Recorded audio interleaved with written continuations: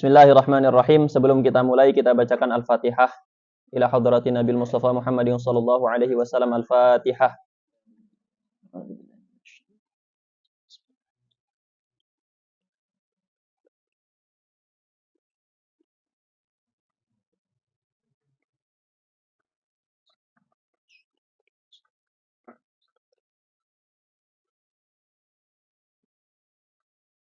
Wa ila jami'i masyayikhina wa abaina wa ummahatina wa usulihim wa furu'ihim.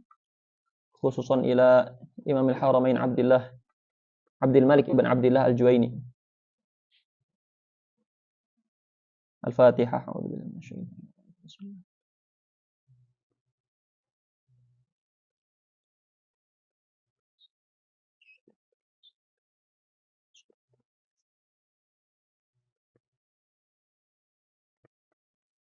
Nah, ini pertemuan pertama kita dalam kajian Waraqat. Karena ini pertama, saya wajarkan kalian belum tahu tempatnya kan. Tapi di pertemuan selanjutnya insya Allah sudah jadi kebiasaan saya. Kalau misalkan jam 1 ya saya akan mulai jam 1. Gitu ya. Ada orang ataupun tidak ada orang? Gitu ya.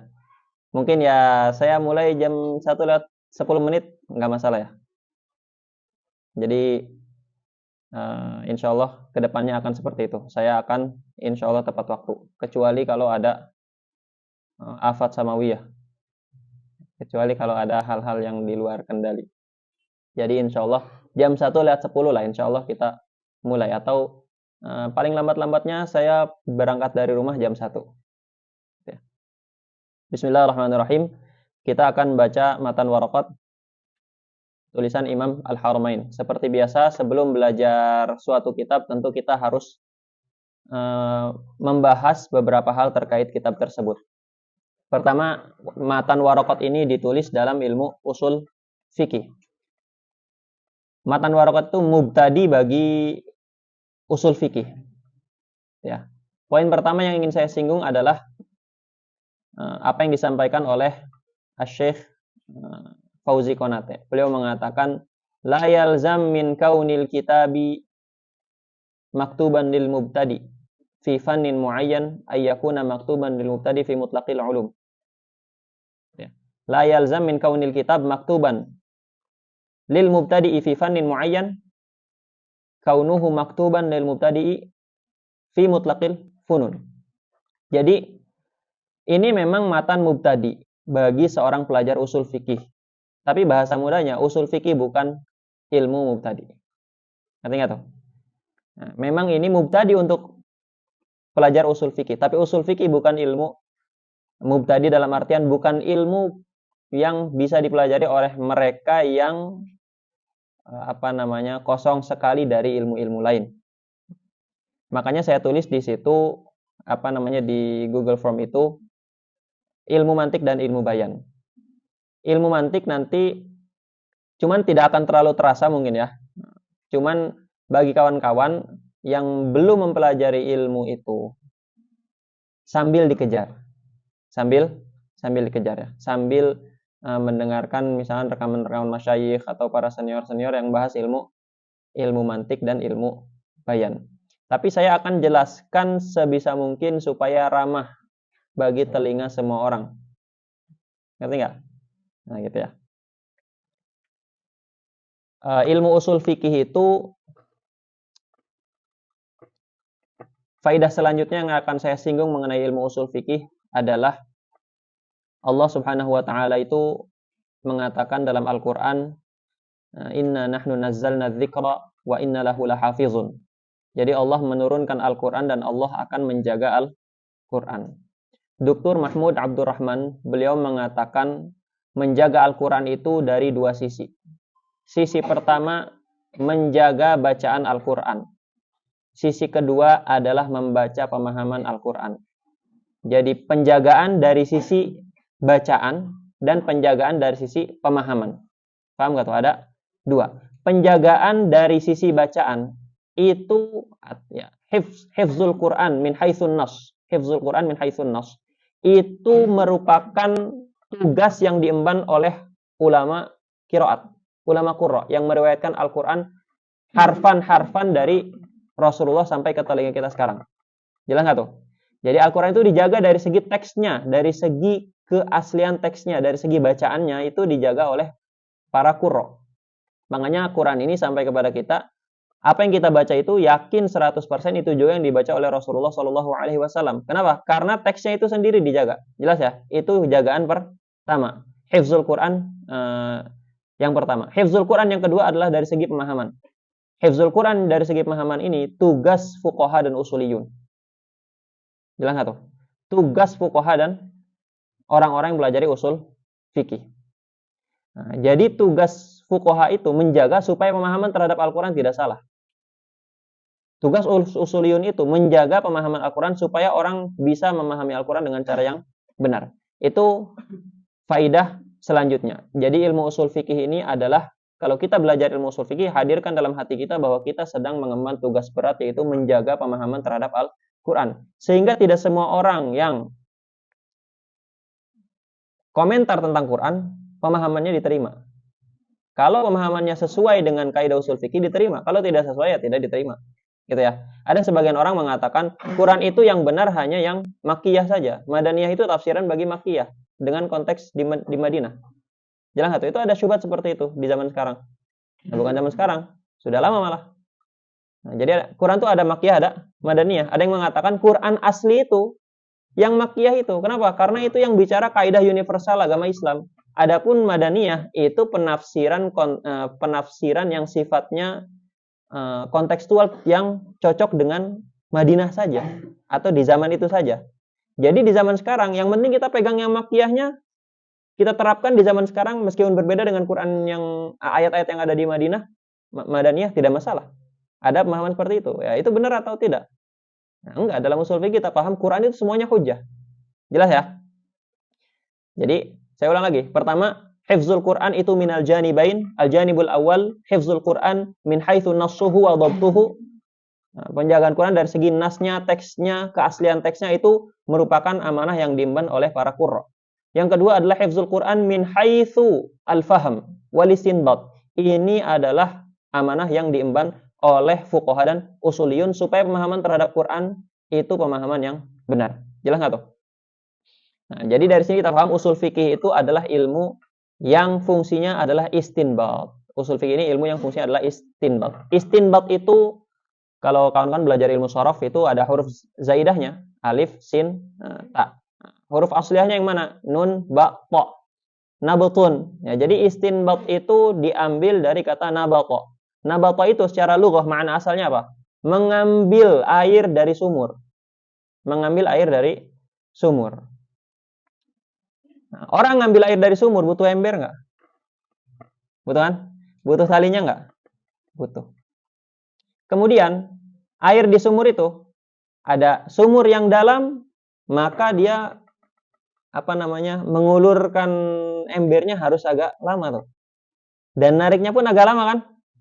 Nah, sebagian air ada yang dekat tuh, airnya tinggi, sumurnya airnya itu dekat dengan permukaan sumur, sehingga dia nurunin embernya mudah sekali. Jelas nggak tuh? Nah, itu kegiatan mengambil air dari sumur kan? Sama, memahami makna Al-Quran, memahami makna syariat, itu sangat dekat dengan makna itu. Jadi ada munasabah antara makna lughawi dengan makna istilahi, yaitu istinbat yang maknanya menyimpulkan hukum. Jadi sebagian ma'ani Quran itu maknan ba'id, sehingga mujtahid ketika ingin menyimpulkan hukum dari makna-makna seperti itu butuh usaha yang lebih banyak.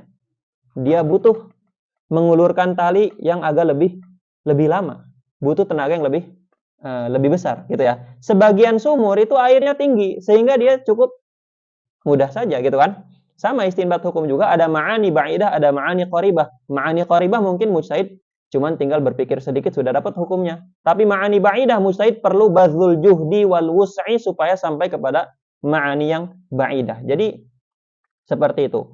Nah, yang ingin saya tekankan di situ adalah bahwa ngambil air itu perlu alat, yaitu ember dan tali itu dan roda besi itu kan. Nah, sama istinbat juga perlu alat. Apa alatnya? Ilmu usul fikih. Seperti itu ya. Nah, jadi kita dapat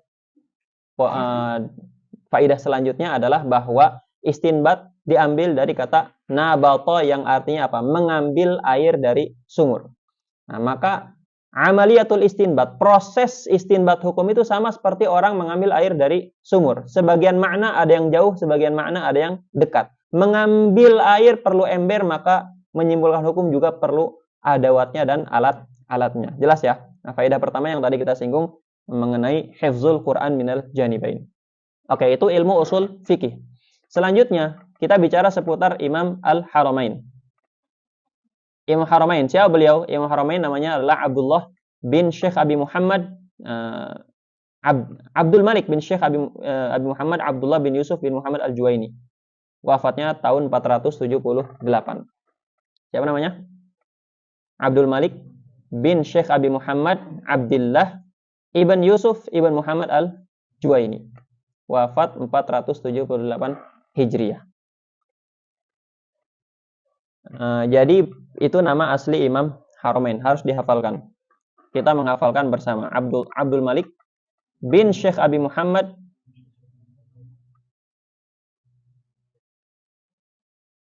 Abu Muhammad itu kunyah dari Abdullah, ngerti nggak?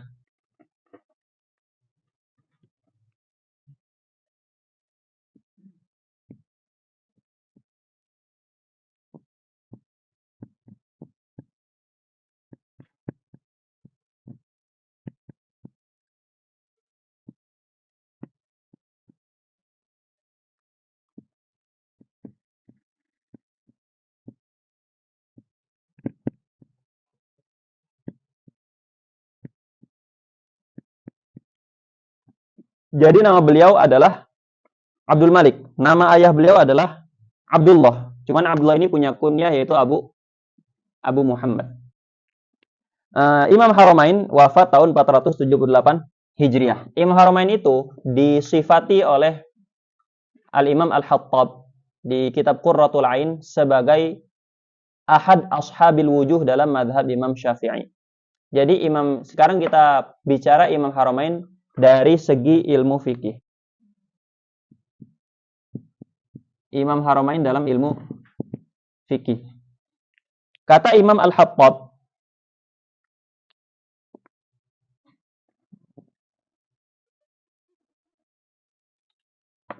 kata Al-Imam Al-Hattab, beliau adalah ashabul wujuh dalam madhab Syafi'i.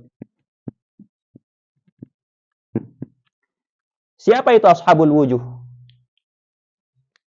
Siapa itu ashabul wujuh? Nanti kawan-kawan kalau belajar fikih akan ketemu istilah ashabul wujuh atau mujtahid al-madhab. Ashabul wujuh atau mujtahid madhab. Ini maknanya sama. Maknanya sama. Jadi mujtahid itu dalam madhab Syafi'i.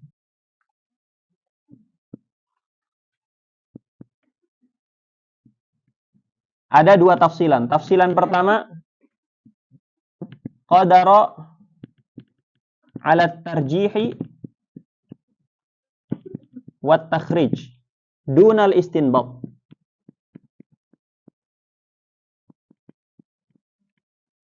Jadi ada mujtahid yang dia kemampuannya adalah mentarjih antar pendapat ulama Syafi'iyah. Jelas ya? Kemampuannya adalah mentarjih antar pendapat ulama Syafi'iyah. Dan mentakhrij. Kalau mentarjih ini ada dua kaul, yang rajih yang ini. Kalau mentakhrij ada masalah baru yang belum dijelaskan tapi yukharraj ala hadhil masalah al-madhkurah, gitu ya. Itu namanya takhrij. Kalau seorang mujtahid itu mampu tarjih dan takhrij tapi tidak mampu istinbat, ini namanya adalah, kok ini kecil banget ya?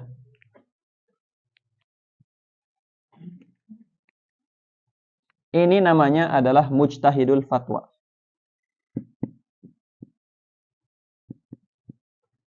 Namanya mujtahid fatwa. Siapa dalam mazhab Syafi'i yang punya gelar mujtahidul fatwa? Asy-Syaikhain. Siapa itu Asy-Syaikhain? An-Nawawi war Rafi'i. Jelas ya? Ini yang belakang kedengeran enggak suara saya? Nah, aman ya? Jadi mujtahid fatwa itu mampu mentarjih dan mentakhrij tapi tidak mampu istinbat hukum langsung. Jelas ya? Selanjutnya ada mujtahid yang qadirun 'alal istinbat.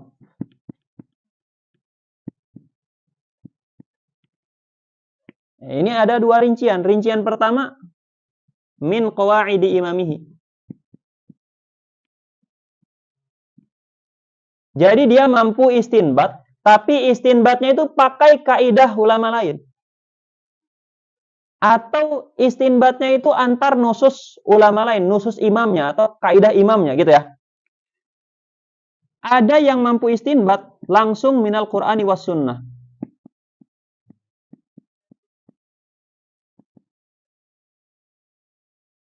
Yang atas ini yang disebut dengan mujtahidul madhab.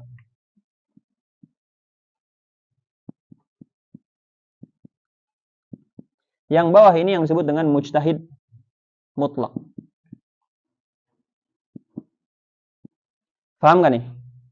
Jadi mujtahid itu dalam madhab Syafi'i, setahu saya di madhab Abu Hanifah juga sama seperti ini. Ada mujtahid yang mampu tarjih dan takhrij tapi tidak mampu istinbat, itu mujtahid fatwa, yaitu Al-Imam An-Nawawi Ar-Rafi'i. Kemudian ada yang mampu istinbat.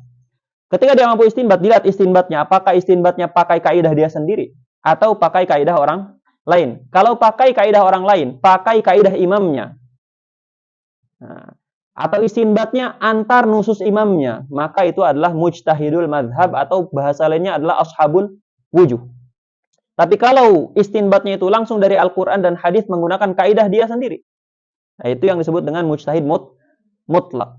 Mujtahid madhab ini, contohnya dalam madhab Syafi'i yang terkenal siapa? Al-Imam Al-Qaffal. Dan Al-Imam siapa? Abu Hamid Al-Isfirayini. Siapa lagi? Al-Imam Abu Sa'id Al-Istakhri. Siapa lagi? Ibn binti Syafi'i. Siapa lagi? Ibn Abi Hurairah. Ya, ada dalam mazhab Syafi'i namanya begitu.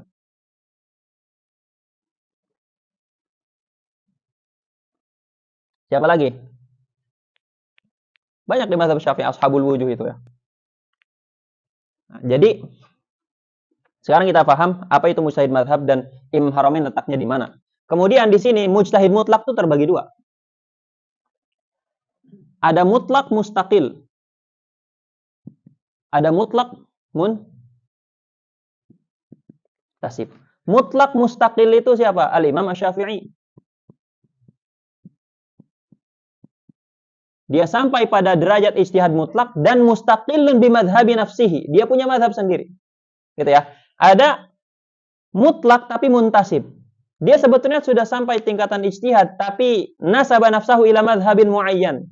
Tidak mendirikan madhab sendiri. Siapa itu? Murid-murid Imam Syafi'i seperti Al-Imam Al-Muzani, Al-Imam Al-Buwaiti. Jelas ya? Nah, jadi ini bahasa anak sekarang apa? Hierarki. Atau bahasa memenya apa? Kasta. Seringan ada memenya tuh, kasta tertinggi ya, gitu ya. Katanya kasta tertinggi guru bimbel yang apa? Yang diundang. Kalau door to door, ketok-ketok pintu bimbel, itu yang di bawahnya katanya gitu. Jelas nggak tuh? Jadi Imam Haramain itu ada di mana posisinya? Imam Haramain posisinya ada di sini. Tapi benarkah Imam Haramain itu seorang mujtahid mazhab atau tidak? Nah, ini masalah penting.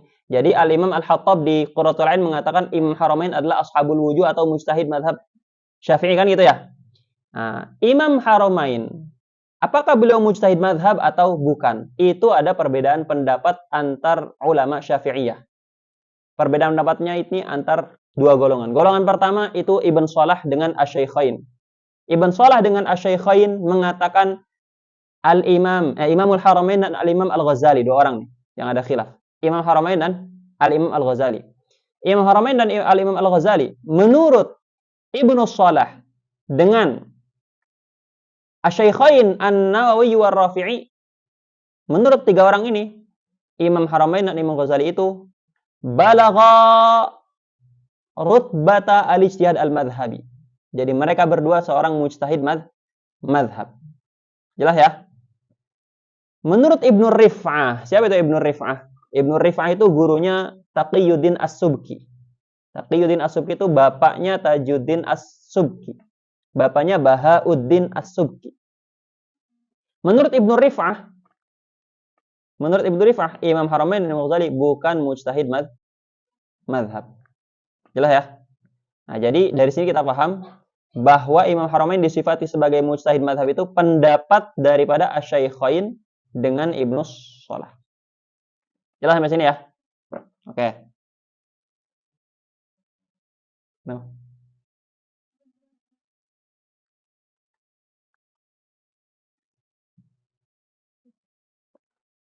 Hari gimana kabarnya?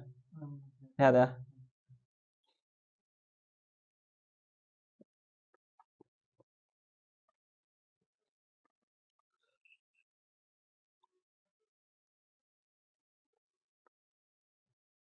Udah?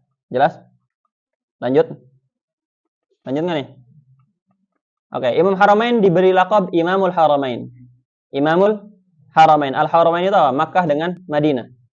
Kenapa begitu? Karena Imam Haramain ini pernah tinggal di Mekah dan Madinah. Tinggal di Mekah kurang lebih 4 tahun. Tinggal di Madinah kurang lebih 2 tahun. Jadi tinggal di Mekah dan Madinah kurang lebih 6 tahun. Mengajar, munazoroh dengan para ulama, duduk dengan para ulama. Kurang lebih 6 tahun di tanah suci Mekah dan Madinah. Dan terkenal, ya terkenal sehingga dijuluki Imamul Haramain. Jelas ya? Imam Haramain ini sudah digelari sebagai Imamul A'immah. Itu ketika beliau belum sampai umur 20 tahun. Gitu ya. Jadi luqiba bi Imamil A'immah, diberi lakab Imamul A'immah ketika umurnya bahkan belum sampai 20 tahun. Kita sebelum 20 tahun lagi ngapain? Masih main gundu kayaknya.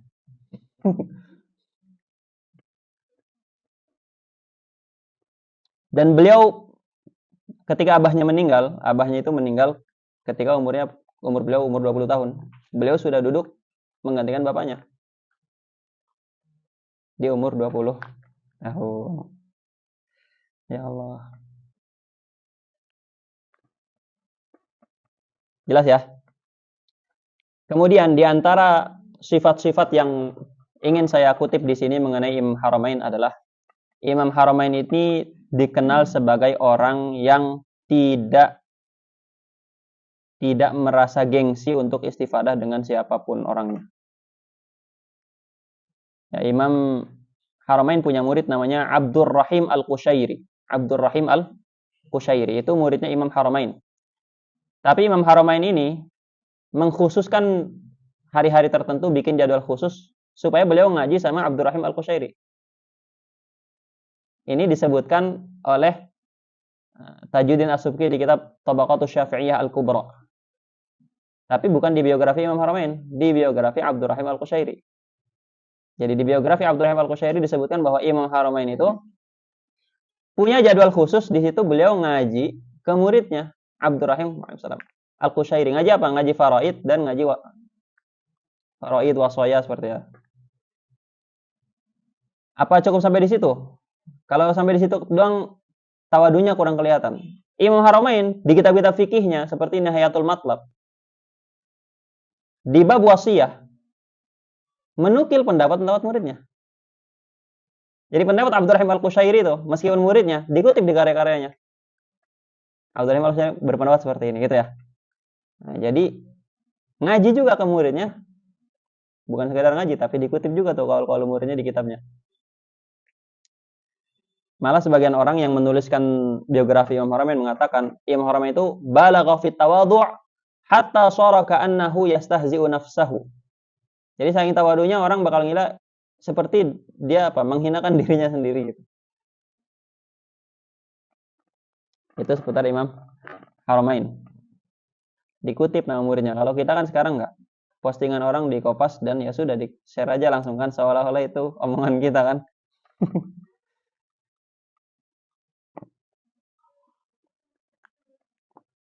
Oke, itu seputar Imam Haramain dan dan ilmu usul fikih. Selanjutnya Imam Haramain itu punya karangan dalam bidang usul fikih saya ingin mengutip di sini, Waraqat ini adalah karangan Imam Haramain di pertengahan hidupnya, bukan karangan terakhir dan bukan karangan pertama. Karangan pertama Imam Haramain dalam bidang usul fikih berjudul Talkhisut Taqrib. Talkhisut Taqrib itu ringkasan dari At-Taqrib wal Irsyad yang ditulis oleh Al-Qadhi Abu Bakrin Al-Baqillani. Al-Qadhi Abu Bakrin Al-Baqillani punya kitab judulnya At-Taqrib wal Irsyad dalam bidang ilmu usul fikih. Kalau kawan-kawan yang belajar mantik, di mantik itu kan ada definisi ilmu yang dikutip oleh penulis Idhahul Mubham, Syekh Damanhur itu. Mengerti apa? Ma'rifatul ma'lum ala ma huwa bihi fil waqi'an. Nah, di Damanhuri begitu. Ta'rif itu diambil dari mana? Diambil dari At-Taqrib wal Irsyad. Tulisan siapa? Tulisan Abu Bakar Al-Baqillani. At-Taqrib wal Irsyad diringkas oleh Imam Haramain di kitab judulnya apa? Talkhisut Taqrib, dan itu kitab pertama karangan Imam Haramain. Nanti murid Imam Haramain, Imam Ghazali, kitab pertama yang ditulis Al-Ghazali dalam bidang usul fikih itu judulnya Al-Manhul, dan itu menurut sebagian orang ringkasan dari Al-Burhan Imam Haramain. Gitu ya. Jadi Imam Haramain meringkas karya gurunya, sama Al-Ghazali juga meringkas karya gurunya di karangan pertamanya. Jelas ya? Yang Al-Manhul itu terkenal waktu itu, tulisan Al-Ghazali viral di mana-mana. Al-Ghazali menulis Al-Manhul, ini kitab hebat luar biasa. Dan nama Al-Imam Ghazali itu viral sampai Imam Haramain bilang, "Kenapa kamu menguburku ketika aku masih hidup?" Ngerti nggak? Kamu nih sabar dulu dong. Tunggu saya meninggal dulu baru viralkan diri kamu. Kenapa ini ditulis pas saya masih hidup? Jadi kamu viral duluan. Jadi apa? Mengubur nama saya dalam ketika saya masih hidup gitu. Jelas nggak tuh? Jadi kitab pertama Imam Haramain dalam bidang usul fikih adalah Talkhisut Taqrib. Kitab terakhir Imam Haramain dalam bidang usul fikih adalah Al-Burhan. Nah, jadi Waraqat ini pertengahan. Gitu ya. Jadi kita kalau nanti ada beberapa iskal dalam kitab Waraqat dan ingin tahu pendapat Imam Haramain yang real, yang sebenarnya, yang wasala ilaihi akhiru fikrihi fi usulil fiqh, kita harus melihat Al-Burhan, bukan melihat Waraqat. Jangan kalian hafal Waraqat kemudian enggak, menurut Imam Haramain begini. Dalilnya Waraqat, nggak bisa. Dalilnya harus Al-Burhan. Jelas ya? Makanya di cetakan Qurratul Ain itu, cetakan Darul Fadilah, itu di situ ada, kalau ada pendapat di Waraqat, di bawahnya tuh ada footnote-nya Talkhis Takrib begini, Burhan begini. Jadi ada muqaranah di situ di Qurratul Ain cetakan Darul Fadilah.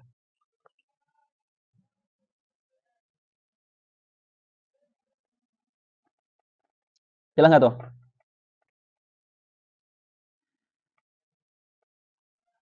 Dr. Abdus Salam Al-Atiq. Dr. Abdus Salam Al-Atiq. Beliau mengatakan Waraqat ini bisa dibilang, atau malah bahasa beliau, Imam Haramain itu ketika menulis Waraqat, kitab Luma'nya Imam Syirazi itu ditaruh di sampingnya, ditalkhis begini. Ngerti nggak? Jadi Al-Luma' tulisan Asy-Syirazi di samping ini. Gitu ya. Sama kayak kalian nalkhis muqarrar lah tuh.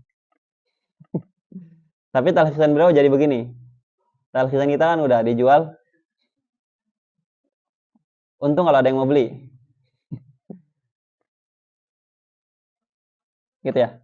Jadi bisa dibilang Waraqat ini adalah ringkasan daripada Al-Luma'. Makanya banyak masyayikh yang membaca Luma' setelah baca Waraqat. Jelas nggak tuh? Dan nanti kalau kawan-kawan belajar Minhajul Wusul, di Minhajul Wusul itu, ya, mau syarah Isnawi, mau syarah Tajuddin Subki, akan banyak itu dinukil qala Asy-Syaikh Abu Ishaq Asy-Syirazi, qala Syekh Abu Ishaq Asy-Syirazi fi Syarh Luma, qala fil Luma, qala. Jadi apa? Pertama Waraqat ini menurut Dr. Abu Salam talkhisan dari Luma. Kemudian di syarah Minhaj akan banyak pendapat Luma dikutip. Makanya Luma dijadikan apa? Pengantar menuju Minhaj dan dibaca setelah Waraqat. Nah, ya. Nanti akan banyak banget di sini yang mirip dengan Luma. Walah kamu sab'atun sama dengan Luma. Definisi fikih sama dengan Luma. Banyak yang sama. Gitu ya. Oke, itu seputar Imam Haramain di ilmu usul fikih.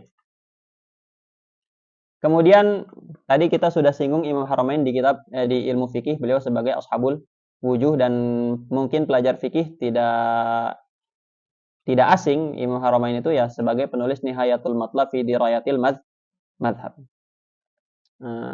Ya kalian paham sendiri lah kan, tasalsul, nihayatul matlab, seterusnya sampai sekarang gitu kan. Al-Burhan itu dijuluki oleh Tajuddin As-Subki sebagai Lughzul Ummah. Al-Burhan, tulisan Imam Haramain, dijuluki oleh Tajuddin As-Subki sebagai Lughzul Ummah. Apa itu Lughzul Ummah? Lughzun itu apa? Tebak-tebakan. Tebak-tebakan umat. Itu karena apa? Karena saking ibarahnya sangat mendalam. Jadi banyak teka-teki dan rahasia yang tersimpan tuh di situ. Saya punya guru itu Dr. Ahmad Ali. Beliau mengatakan kita tuh belajar usul fikih dari Waraqat sampai Minhaj, sampai Jamul Jawami, sampai Mukhtasar Minhaj. Sebetulnya menurut beliau tujuan intinya supaya kita bisa paham Al-Burhan. Ngerti nggak? Jadi usul fikih indal mutaakhir itu fahmul burhan. Usul fikih menurut di zaman sekarang itu ya sudah orang paham Al-Burhan itu tujuan tertinggi usul fikih paham Al-Burhannya Imam Haramain. Gitu ya. Oke, selanjutnya kita akan mulai masuk dars di sini. Kita akan membahas seputar basmalah.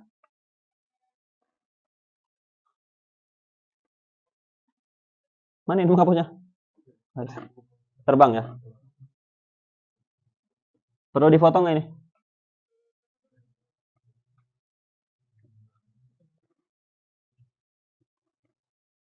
Gimana? Terlalu lambat atau terlalu cepat? Lambat nggak? Nggak.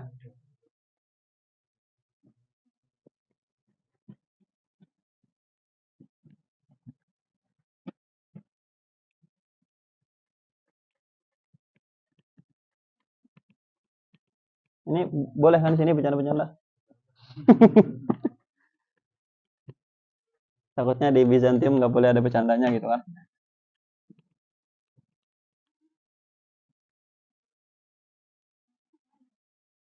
Yang penting jangan terlalu dark ya. Terlalu dark bahaya.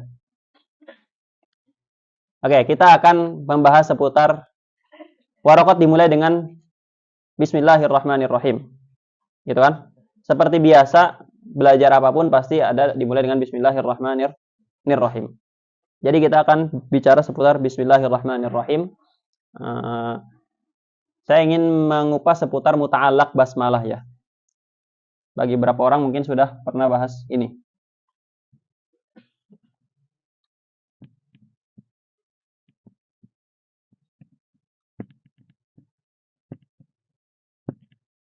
Bismillahirrahmanirrahim, ini ada huruf jar, ismi majrurun bil ba, dan seterusnya. I'rabnya kalian paham. Biasanya di sini para muhasyyin membahas seputar muta'alaq basmalah. Jadi jar majrur itu apa? Wa'alliqil jar wa ma dhahahu bi fi'lin wa ma yahtawi ma'nahu. Jadi kita harus ada ta'alluq huruf jar itu. Ta'alluqnya dengan fi'il atau sesuatu yang semakna dengan fi'il. Nah, ulama menyebutkan di sini muta'alaq basmalah itu pertama dari segi takdim takhir imma muqaddam, imma muakhar. Imma am, imma khas.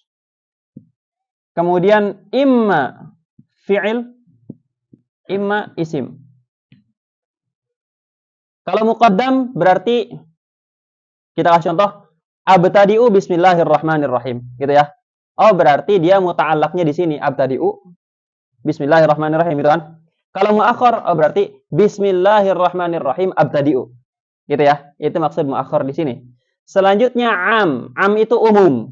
Maksud am di sini apa? Lafaz abtadi'u. Gitu ya. Jadi ketika saya bilang abtadi'u bismillahirrahmanirrahim, berarti dia muqaddam dan am. Paham nggak? Jadi kalau saya bilang bismillah ini ta'alluq kepada abtadi'u yang di depan. Oh, berarti bismillah ini ta'alluqnya kepada sesuatu yang muqaddam karena di depan dan dia am. Kenapa am? Karena abtadi'u itu bisa dipakai kapan saja. Mau makan, bismillahirrahmanirrahim, mentakdirkan abtadi'u bisa nggak? Bisa. Mau minum, bismillahirrahmanirrahim, mentakdirkan abtadi'u bisa nggak? Bisa. Mau belajar, mentakdirkan abtadi'u bismillahirrahmanirrahim bisa nggak? Bisa. Nah, makanya disebut am. Kalau khos itu khusus ketika kamu ingin melakukan perbuatan apa? Kalau mau belajar berarti ata'allamu bismillahirrahmanirrahim. Oh, berarti itu muqaddam dan khas. Kalau mau makan akulu bismillahirrahmanirrahim. Oh, itu berarti muqaddam dan khas. Jelas ya? Kalau bismillahirrahmanirrahim akulu oh, berarti muakhar dan khas. Paham enggak nih? Kemudian fi'il. Kalau fi'il seperti abtadi'u bismillahirrahmanirrahim. Berarti muta'alaqnya ini muqaddam, am, dan fi'il kan? Kalau bismillahirrahmanirrahim ibtida'i. Oh, berarti muta'alaq basmalahnya di sini muakhar, am, isim. Gitu ya. Nah, bismillahirrahmanirrahim ta'lifi. Oh, berarti ini muakhar, khas, isim. Jelas ya? Nah, jadi intinya ada ihtimal-ihtimal ini. Ada berapa ihtimal kurang lebih? Ada 9 kan? Mana yang paling bagus? Yang paling bagus pertama antara takdim dengan takhir. Mana yang lebih bagus? Takhir lebih bagus. Kenapa takhir lebih bagus? Karena takhir itu punya ifadah ikhtisos. Punya ifadah ikhtisos. Hanya dengan menyebut nama Allah. Ada faidah hasar di situ kan? Nah, sehingga lebih baligh, lebih ablag. Jelas ya? Kemudian antara am dengan khos. Mana yang lebih bagus? Khos lebih bagus. Kenapa khos lebih bagus? Karena kalau saya bilang abtadi'u bismillahirrahmanirrahim sebelum makan, abtadi'u bismillahirrahmanirrahim, keberkahan bismillahnya itu cuma ada di awal makan. Tapi kalau saya bilang akulu bismillahirrahmanirrahim, keberkahan bismillahnya itu mengiringi setiap detail proses kita makan. Mana lebih bagus berarti? Am atau khos? Khos lebih bagus. Jelas ya? Oh ya. Saya lupa sampaikan, kenapa muakhir lebih bagus? Pertama tadi hasar. Yang kedua apa? Kalau muqaddam, muqaddam, ada kesan di situ ibtidak secara hakikinya tidak terjadi dengan bismillah. Ya. Ketika saya bilang akulu bismillahirrahmanirrahim. Nah, kamu kan ingin menjadikan bismillah sebagai ibtidak. Sekarang bismillahnya didahului oleh akulu. Jadi tidak secara hakiki terjadi ibtidak dengan bismillah. Beda kalau ditaruh di belakang. Benar-benar tahakkuk di situ al-ibtidah bil basmalah kan? Jelas nggak toh? Ini kalau nggak paham bilang aja ya. Jelas nggak nih? Ini jangan malu-malu di sini, tenang aja. Nah, santai aja. Silahkan bertanya atau menyanggah. Yang penting jangan terlalu ngeselin aja kalau menyanggah ya. Nggak apa-apa menyanggah, nggak masalah. Saya juga ingin istifadah. Cuman karena saya belum Imam Haramain banget kan. Kalau Imam Haramain mungkin santai aja beliau ya. Gitu ya. Jadi silahkan mau bertanya, mau menyanggah, tidak masalah. Malah saya membutuhkan itu. Saya membutuhkan itu. Saya ulang lagi. Kenapa muakhir lebih bagus? Dua. Pertama hasar. Ada faedah di situ hanya dengan menyebut nama Allah. Yang kedua apa? Karena dengan ditakhir yatahaqqaq ma'na al-ibtida bil masalah. Gitu ya. Bitakhir yatahaqqaq ma'na al-ibtida bil basmalah. Beda kalau kita taruh di depan. Nah, kalau kita taruh di depan nanti ibtidanya bukan dengan bismillah tapi dengan abtadi'u ini kan? Jelas ya? Oke. Antara fi'il dengan isim mana lebih bagus? Fi'il. Kenapa fi'il lebih bagus? Li'annal asla fil amalil af'al. Atau lebih dakik lagi, li'annal asla annal jar wal majrur yata'allaq bil fi'il. Ya kan? Hukum asalnya jar majrur itu ta'allaq dengan fi'il. Kalau tidak ada fi'il baru isim yang itu pun harus yatadamman ma'nal fi'il. Boleh ta'alluq ke isim, boleh, tapi isimnya harus mengandung makna fi'il. Jadi umdahnya di situ apa? Fi'il. Nah, maka lebih bagus fi'il. Oh, berarti kalau kita kumpulkan semua ini dan berkaitan dengan mengkaji waraqat, kita akan mentakdirkan bismillahirrahmanirrahim ata'allam bagi kita kan? Kenapa ata'allam? Muakhir khas dengan fi'il. Kalau Imam Haramain ketika menulis waraqat, beliau akan bismillahirrahmanirrahim u'allif. Jelas ya? Oke. Itu seputar muta'allaq makna al-basmalah. Yang khas Kenapa khos itu lebih afdol? Karena kalau umum kan abtadi'u. Nanti berkahnya ada di bidayahnya doang, ada di permulaannya doang. Tapi kalau bismillahirrahmanirrahim u'allif, nanti keberkahan basmalahnya akan menyertai setiap ajza'ul fi'al. Setiap ajza'ut ta'lif disertai dengan keberkahan basmalah.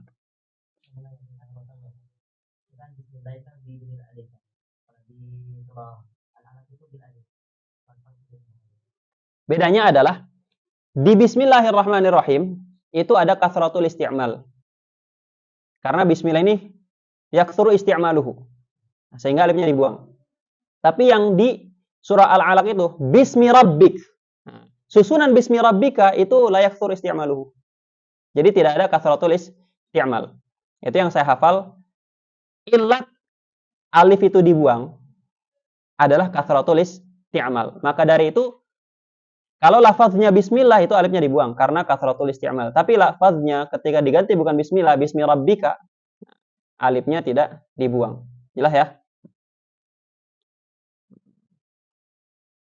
Dan itu juga ilat kenapa ba-nya dipanjangkan biasanya. Biasanya ba-nya dipanjangkan gini kan bismillah. Beda dengan ba lain tuh. Karena itu menggantikan alif yang dibuang karena kathratul isti'mal itu. Jelas ya? Itu poin pertama seputar muta'allaq basmalah. Poin kedua, kenapa dimulai dengan bismillah? Kenapa dimulai dengan bismillah? Ada dua jawaban. Ada dua jawaban.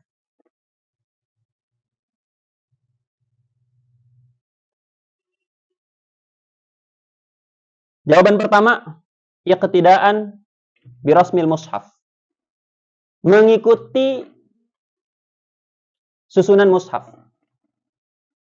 Jelas ya? Jadi mushaf Al-Quran itu dimulai dengan bismillah. Ini berlaku hatta bagi mereka yang mazhabnya Maliki. Jelas ya? Jadi fuqaha yang mengatakan bismillah itu bukan bagian dari Al-Quran, dia tidak akan mengingkari bahwa bismillah itu ditulis di mushaf Utsmani. Ngerti nggak? Nah, jadi meskipun menurut mazhab Malik yang mengatakan bismillah bukan dari Al-Quran, dia tidak akan mengingkari bahwa Al-Quran itu, mushaf Utsmani itu, di dalamnya ada bismillah. Dia tidak mengingkari itu. Cuman dia mengingkari bismillah bukan bagian daripada Al-Quran. Jelas ya? Apalagi mazhab Hanafi. Nah, dia mengatakan bismillah bukan bagian dari Fatihah, tapi bismillah bagian dari Quran. Jadi ala kulli hal, Al-Quran dimulai dengan bismillahirrahmanirrahim. Paham ya? Karena iqtidaan bil kitabil aziz, yang mana Al-Quran itu dimulai dengan bismillah, kemudian hamdalah dan seterusnya, maka musannifun di sini memulai waraqat dengan bismillahirrahmanirrahim. Alasannya apa? Satu, iqtidaan bil kitabil aziz. Al-Imam As-Suyuti meriwayatkan hadis yang bunyinya semua kitab samawi yang diturunkan oleh Allah dimulai dengan bismillahirrahmanirrahim. Jelas ya? Cuman tidak pakai al-wad'ul arabi, tidak pakai bahasa Arab. Makanya ada ayat Al-Quran innahu min Sulaiman wa innahu bismillahirrahmanirrahim. Jelas ya? Nah, jadi beliau meriwayatkan hadis dalam Al-Jami' As-Shaghir bahwa semua kitab yang diturunkan oleh Allah dimulai dengan bismillah. Dari sini kita bisa paham memulai karangan dengan bismillah bukan sekedar iqtidaan bil Quran, tapi iqtidaan bisairil kutub as-samawiyah al-munazzalah min indillah, semuanya dimulai dengan bismillahirrahmanirrahim. Paham ya? Nah, seorang usul itu nanti akan bertanya-tanya, apakah fi'lul Quran hujjah? Ngerti nggak? Ngerti nggak tuh? Ini kan sikap Quran, tanda kutip ya. Jadi Quran, kalau kita ingin bilang Quran, kalau kita boleh mengatakan Quran punya sikap, dia memulai dirinya sendiri dengan bismillah, hamdalah, dan seterusnya. Kita ditanya, kenapa kamu mulai dengan bismillah? Mengikuti Quran. Emang mengikuti apanya? Apakah ada di Al-Quran ayat yang mengatakan harus mulai dengan bismillah? Enggak ada. Terus apanya? Mengikuti sikap Qurannya aja. Emang susunan Quran hujah? Ngerti nggak?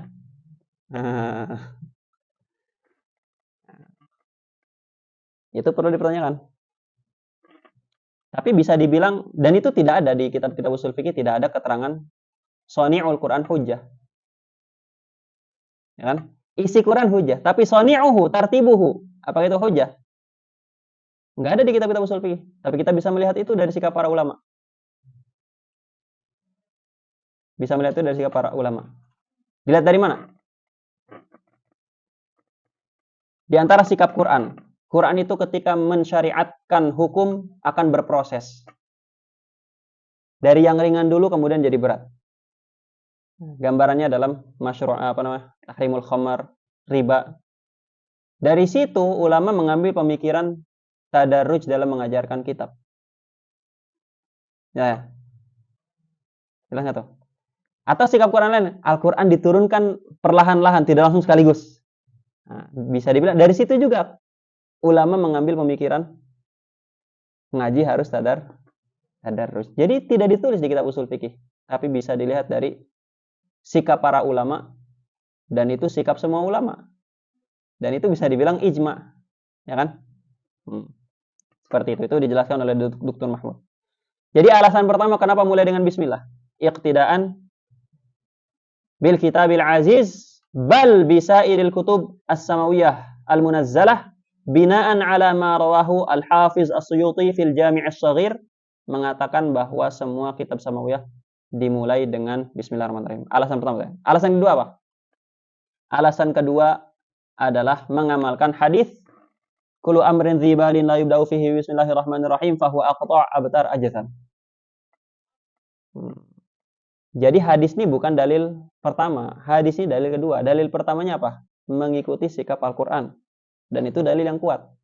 Dan kita istidlal itu bukan pakai, jadi satu masalah, satu dalil, nggak gitu konsepnya. Tapi satu masalah ini muncul melihat banyak dalil sekali, gitu kan? Nah, jadi di sini alasan pertama adalah mengikuti Al-Quran, susunan Quran. Alasan kedua apa? Mengamalkan hadis. Hadis yang mana? Kullu amrin dzibalin la yubda'u fihi bismillahirrahmanirrahim fahuwa aqta' ajzam abtar. Apa itu abtar? Abtar itu adalah maqtu'uz zanab. Abtar adalah maqtu'u az-zanab. Apa itu ajzam? Ajzam itu maqtu'u al-anamil. Maqtu'ul anamil. Ujung-ujung jarinya putus. Gitu ya. Apa itu abtar? Maqtu'uz zanab, ekornya putus. Ya. Apa itu aqta'? Aqta' itu maqtu'ul yad. Jelas nggak tuh? Jadi ada 3 riwayat. Ajzam, abtar, aqta'. Aqta' maqtu'ul yad. Abtar maqtu'u az-zanab. Ajzam maqtu'ul anamil. Ini menurut ulama, pertama kita bahas dulu susunan redaksi hadis ini. Kullu amrin dzibalin la yudau fihi bismillahirrahmanirrahim fahuwa aqta' ajzam abtar. Itu adalah tasbih baligh. Tasbih baligh. Nah, jadi syubbiha amrun dzubalin la yudau fihi bismillahirrahmanirrahim bi syakhsin maqtu'il yad atau bi hayawanin maqtu'iz zanab atau bi hayawanin maqtu'i al-anamil. Jelas nggak tuh? Tasbih baligh. Apa wajh syabahnya? Wajh syabahnya adalah bi jami'in nuqsani fi kullin. Sama-sama kurang. Jelas ya? Saya ulang lagi. Apa alasan mulai dengan basmalah yang kedua? Iqtidaan bi hadithi Rasulillah sallallahu alaihi wasallam kullu amrin dzibalin la yubda'u fihi bismillahirrahmanirrahim fahuwa abtar ajzam aqta'. Apa itu abtar? Maqtu'uz zanab. Apa itu ajzam? Maqtu'ul anamil. Apa itu aqta'? Maqtu'ul yad. Ini susunan apa namanya? Susunan tasbih baligh menurut jumhur ulama. Tasbih baligh. Gimana coba kalau tasbih baligh, coba kamu terapkan susunan tasbihnya. Kita bilang syubbiha amrun dzubalin la yubda'u fihi bismillahirrahmanirrahim bisyai'in maqtu'il yad atau bisyai'in maqtu'il anamil atau bisyai'in maqtu'iz zanab bijami'in nuqsani fi kullin. Paham ya? Oke. Nah, ini hadis ini, dalil kedua ini ada bantahannya. Nah, ini sisi, jadi setiap orang belajar ilmu apapun harus berbicara seputar basmalah sesuai dengan ilmu itu. Kalau kita ngaji fikih, bismillahirrahmanirrahim, kita akan bilang hukum baca bismillah apa saja. Gitu ya. Kalau kita ngaji ilmu kalam, nanti bismillahirrahmanirrahim ini abtadi bagian dari Quran atau bukan? Ngerti nggak? Paham nggak nih? Kalau kita ngaji ilmu akidah, kan bismillahirrahmanirrahim tadi ta'alluq ke abtadi kan? Abtadi itu bagian Quran atau bukan? Itu dibahas di ilmu akidah. Jelas ya? Nah, kalau usul fikih ngebahas apa? Ya ngebahas ta'arud. Ya. Jelas nggak? Oke.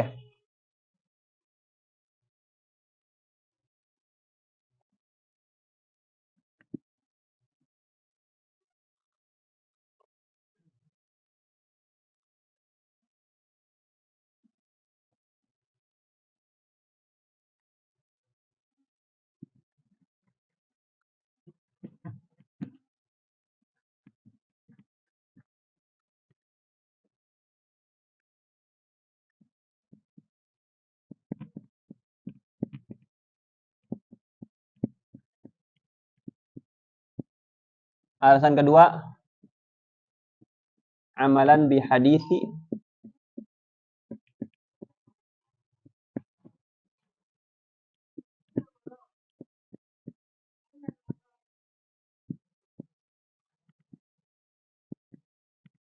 ila akhirih.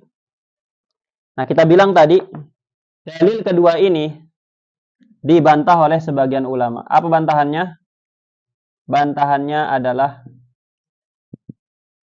ini bertentangan dengan hadis lain. Apa hadis lain? Hadis hamdalah. Jadi ini terjadi kontradiksi dengan hadis hamdalah yang bunyinya kullu amrin dzibarin la yubda'u fihi bilhamdulillahi rabbil alamin. Kalau pengen terjadi ta'arud harus dibaca bilhamdulillahi rabbil alamin. Kalau kita baca bilhamdulillahi rabbil alamin tidak terjadi ta'arud karena basmalah juga fihi hamdulillah. Gitu ya. Jadi ta'arud itu terjadi kalau kita bacanya kullu amrin dzibarin la yubda'u fihi bilhamdulillahi rabbil alamin ala sabilil hikayah. Paham kan nih? Jadi kontradiksi dengan hadis hamdalah. Dari segi sanad, hadis bismillah dengan hadis hamdalah itu lebih kuat hadis hamdalah. Dari segi sanad. Cuman hadis hamdalah ini kita ingin bilang bahwa ta'arud itu far'ut taqabul. Dia kan bilang apa? Hadis ini ta'arud dengan hadis hamdalah. Disebut ta'arud kalau ada taqabul. Taqabul itu harus setara. Ta'arud itu terjadi kalau taqabul. Kalau tidak ada taqabul ya sudah, ambil yang rajih kan? Nah, di sini terjadi ta'arud. Sama-sama kuat. Hadis hamdalah kuat dari segi sanad, hadis basmalah kuat dari segi apa? Dikuatkan oleh shani'ul Quran wa shani'ul ulama. Jadi ini bukan shani'ul Quran saja. Quran mulai dengan itu. Wa shani'u jami'il ulama al-musannifin. Semua ulama kalau ngarang mulai dengan bismillah kan? Nah, jadi menguatkan itu. Jadi sekarang apa? Sama-sama kuat kan? Terjadi ta'arud. Tapi faktanya ulama mulainya dengan bismillahirrahmanirrahim. Nah, bagaimana ulama memulai dengan bismillahirrahmanirrahim? Seolah-olah mereka memilih hadis hadis basmalah. Seolah-olah mereka memilih hadis basmalah. Apa alasannya? Ada berapa jawaban di sini?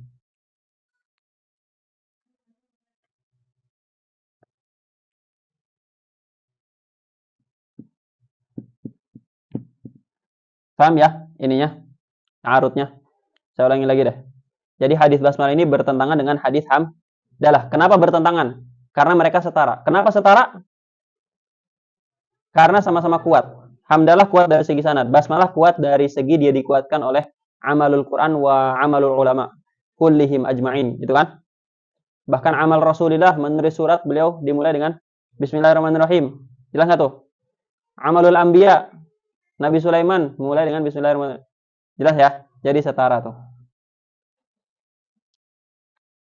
Oke, karena setara mereka ta'arud. Sisi ta'arudnya di mana? Sisi ta'arudnya adalah kalau kamu mulai dengan bismillah, kamu melanggar hadis hamdalah. Kalau kamu memulai dengan hamdalah, kamu melanggar hadis bismillah. Ta'arud kan? Kenapa kamu memilih hadis Bismillahirrahmanirrahim? Ada beberapa jawaban. Jawaban pertama adalah yang dimaksud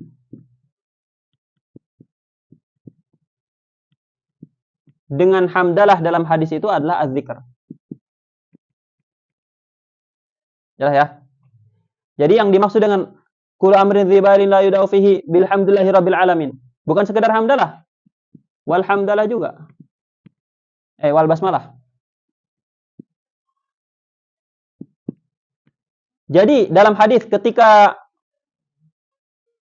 Rasulullah mengatakan kullu amrin dzibalin la yudau fihi bismillahirrahmanirrahim. Kullu amrin dzibalin la yudau fihi bilhamdulillahi rabbil alamin.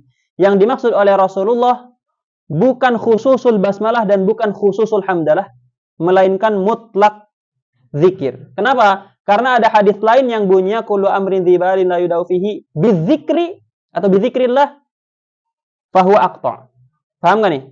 Jadi ketika Rasul mengatakan kullu amrin dzibalin la yudau fihi bismillahirrahmanirrahim, yang dimaksud apa? La yudau fihi bizikrillah. Berarti itu apa? Itu majaz mursal. Itlaqul khas wa urida bihil am. Yang disebutkan khusus bismillah, padahal yang dimaksud zikir apa saja. Jelas ya?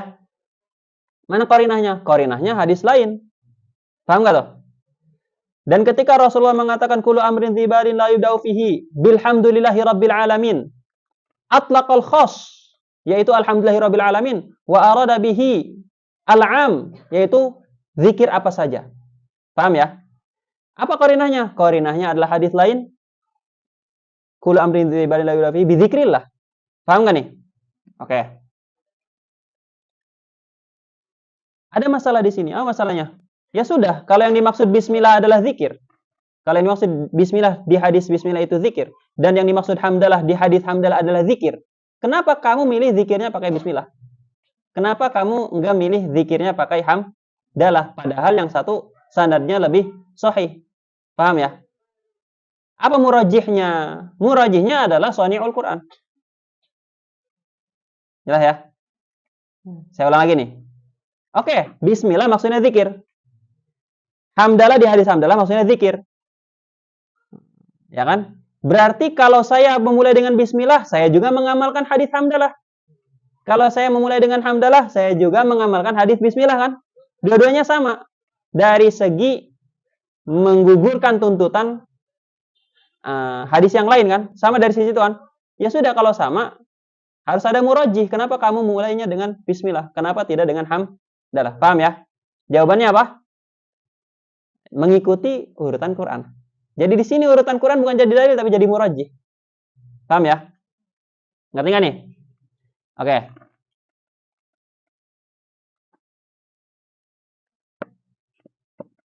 Gimana, udah nempel kepalanya? Ramadan panggil.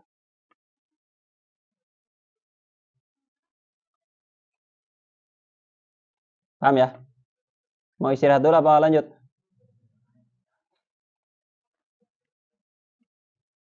Nanti kalian kalau kesini mau bawa ciki, mau bawa makanan, bawa aja nggak apa-apa.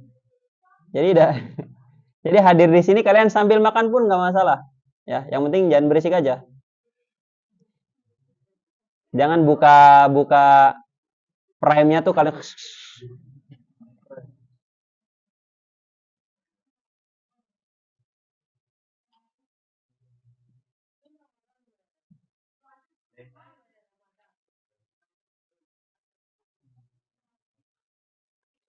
Oke.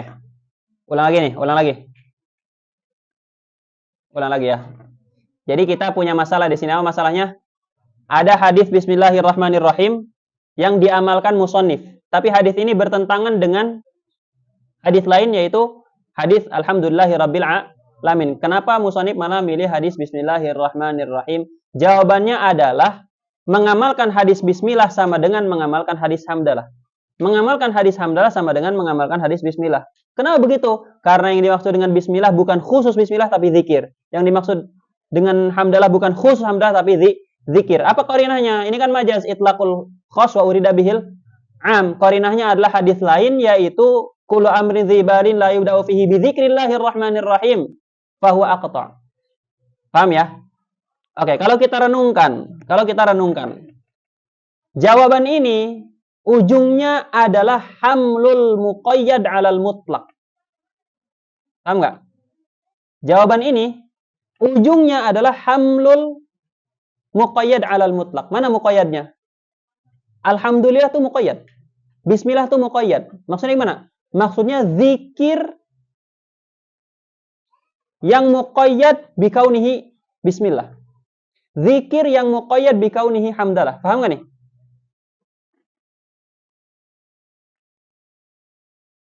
Ini ada zikir. Zikir itu mutlak apa saja kan? Paham ya? Jadi ada hadis zikir, ada hadis bismillah, ada hadis alhamdulillah. Hadis zikir mutlak. Paham ya? Hadis zikir ini mutlak. Kenapa mutlak? Karena zikir apa saja. Paham kan? Hadis bismillah ini muqayyad. Kenapa muqayyad? Karena dia adalah zikrun muqayyadun bikaunihi bismillahirrahmanirrahim. Zikir yang muqayyad harus pakai bismillah, kan gitu. Hamdalah, hadis hamdalah juga muqayyad. Kenapa muqayyad? Karena zikir yang muqayyad harus pakai alhamdulillah. Paham ya? Tadi jawabannya apa? Jawabannya adalah yang dimaksud bismillah ada zikir. Yang dimaksud hamdalah adalah zikir. Oh, berarti kamu memaknai sesuatu yang muqayyad jadi mutlak. Kamu menjadikan sesuatu yang muqayyad jadi mutlak. Pertanyaannya, di usul fikih, kalau ada mutlak dengan muqayyad, apakah yuhmalul muqayyad 'alal mutlak atau yuhmal al mutlak 'alal muqayyad? Mutlak yuhmal 'alal muqayyad, bukan muqayyad yuhmal 'alal mutlak. Paham ya? Nah, jadi ada ayat Al-Qur'an mengatakan bayar kafarohnya dengan memerdekakan raqabah. Mutlak. Ada ayat Quran lain mengatakan bayar kafarohnya dengan raqabah mu'minah, muqayyad.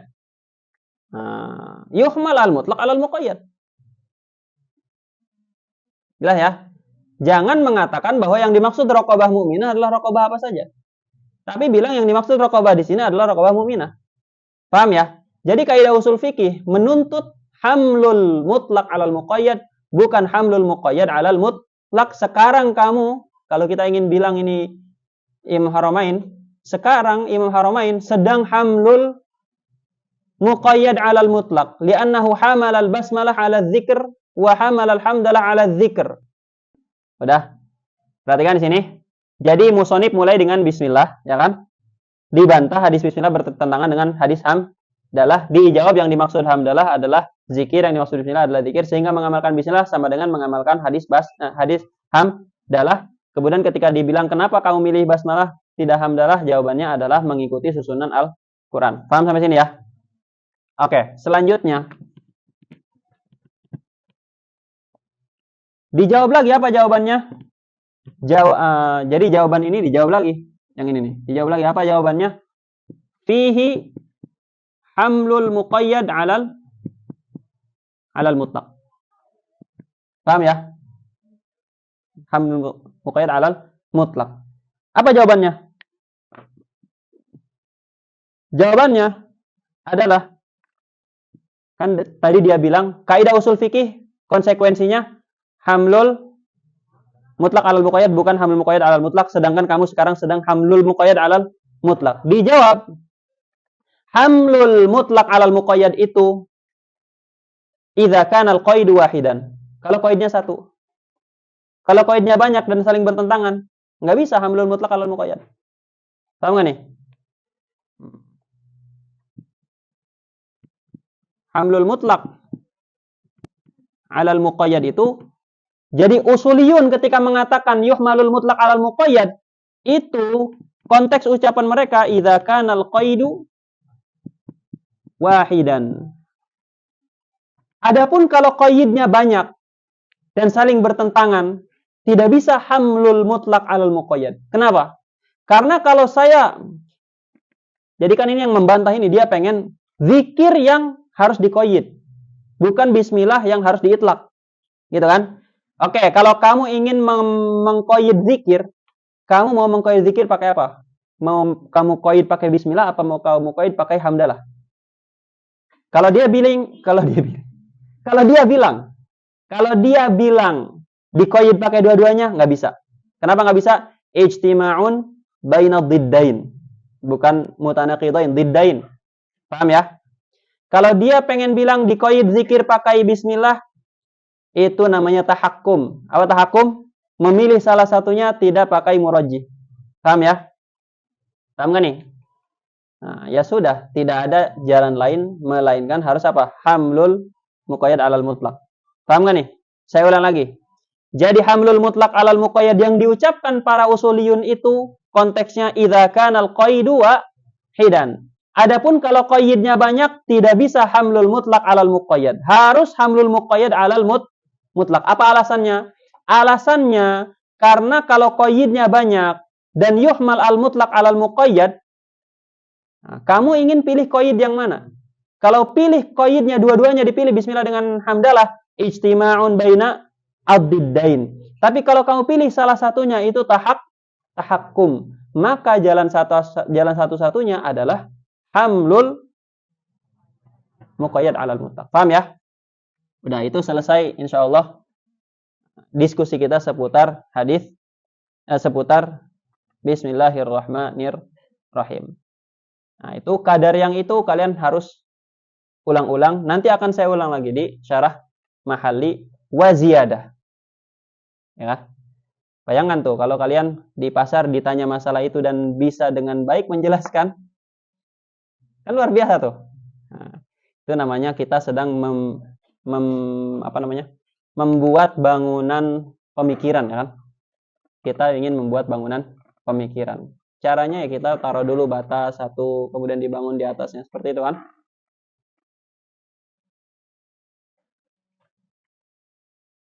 Oke, sekarang kita masuk dalam kitab Waraqat.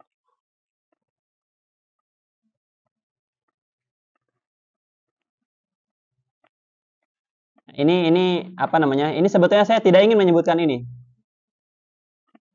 Diskusi-diskusi ini tadinya tidak ingin saya sebutkan. Saya sebutkan kenapa? Karena sudah seperti sunnah, apa namanya? Sudah seperti tuntutan orang belajar ilmu apapun harus mendiskusikan bismillah sesuai dengan fan ilmu yang dipelajari. Itu sudah tuntutannya. Makanya ya mau nggak mau ya saya harus jelaskan meskipun ini apa namanya? Sekelumit kecil aja seputar bismillah, gitu ya. Nanti kawan-kawan ya akan baca lagi ada diskusi apakah bismillah itu jumlah khobariyah atau insya'iyah, seperti itu ya.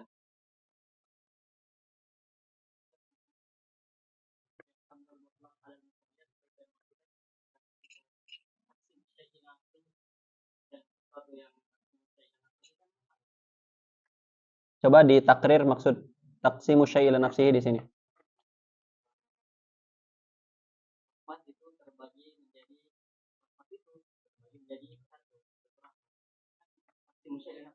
Kalau di sini?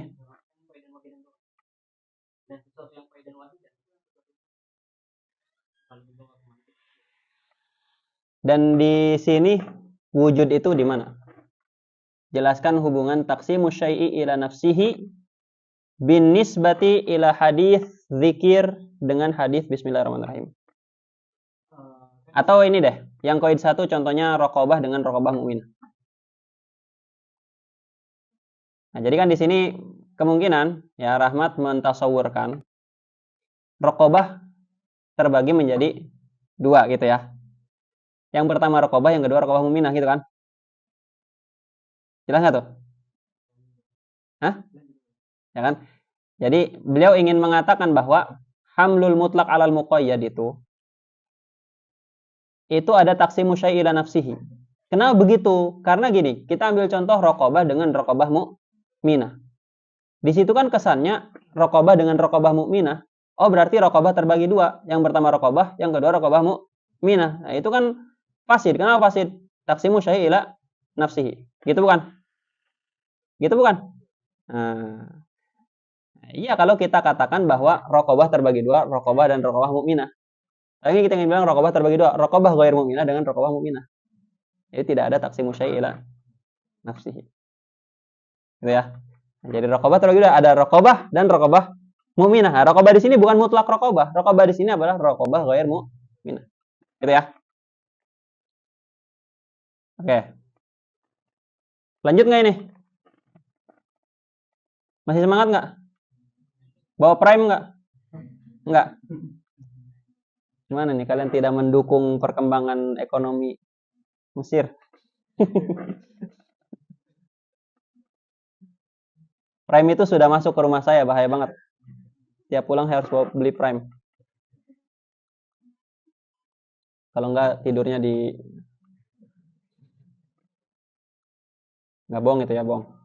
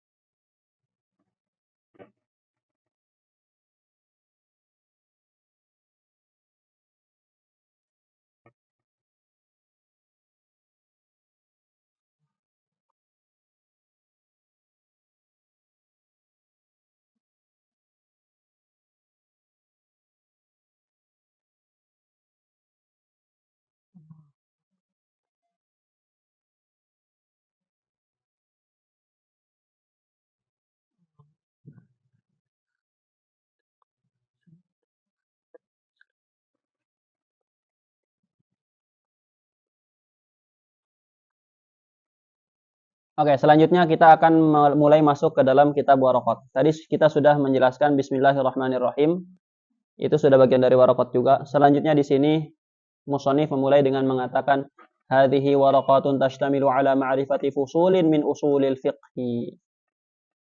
Nanti ini kan di sini ada berapa yang sudah hafal matan waraqat ini. Di sini ada yang sudah hafal matan waraqat, ada berapa orang? Ya kalau kalian mau menghafal matan waraqat, dan kalau yang sudah hafal ini rela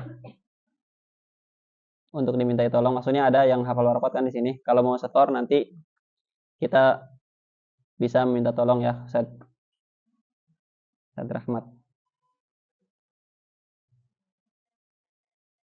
Mana lagi temannya? Punya teman nggak? Enggak. Ini kalau Banin beliau nih hafal kan. Di Banat ada berapa yang hafal tuh? Ustazah Syifa Itu anak saya itu. Bapaknya Yusuf namanya soalnya. Ustazah Zofiro kan. Ustazah Uli itu mereka hafal. Jadi nanti kalau mau ada hafalan, nanti saya minta tolong bisa nggak kira-kira? Hah? Iya, ngedengerin aja. Tapi nanti deh. Nanti kita obrolin lagi gimana bagusnya. Kalau mau ngafal ya nanti bisa. Cuman kan mau ujian ya. Mungkin ya terserah kalian sih ya. Kalau mau mulai ngafal sebelum ujian nggak masalah. Mau ngafal setelah selesai ujian nggak masalah. Yang mau ini. Bismillahirrahmanirrahim. Di sini musannif mengatakan hadhihi waraqatun tashtamilu ala ma'rifati fusulin min usulil fiqhi. Perhatikan di situ ada hadhihi waraqatun. Hadhihi waraqatun. Ini adalah waraqat. Gitu ya. Di sini biasanya ketika menjelaskan matan waraqat akan dijelaskan itu hadhihi ini nunjuk apa. Sama kayak kita baca matan Isaghuji, hadhihi risalatun itu kan. Akan dijelaskan itu hadhihi ini nunjuk apa. Sama juga ketika kita baca risalah adudiyah dalam ilmu wadhu'. Itu ada juga hadhihi risalatun. Nah, dalam kitab-kitab seperti itu saya sebutkan supaya kalian kalau ingin membaca lebih dalam seputar masalah ini bisa merujuk ke kitab-kitab tadi. Risalah adudiyah dalam ilmu wad'i, kemudian matan Isaghuji, kemudian ini waraqat. Di tempat-tempat itu kalian akan menemukan pembahasan seputar ini yang ditunjuk apa gitu ya. Jadi kan musannif nih, kalian bayangkan Imam Haramain itu ketika nulis dia mengatakan ini adalah waraqat. Di situ pertama ada yang ditunjuk, ya kan? Dan ada namanya.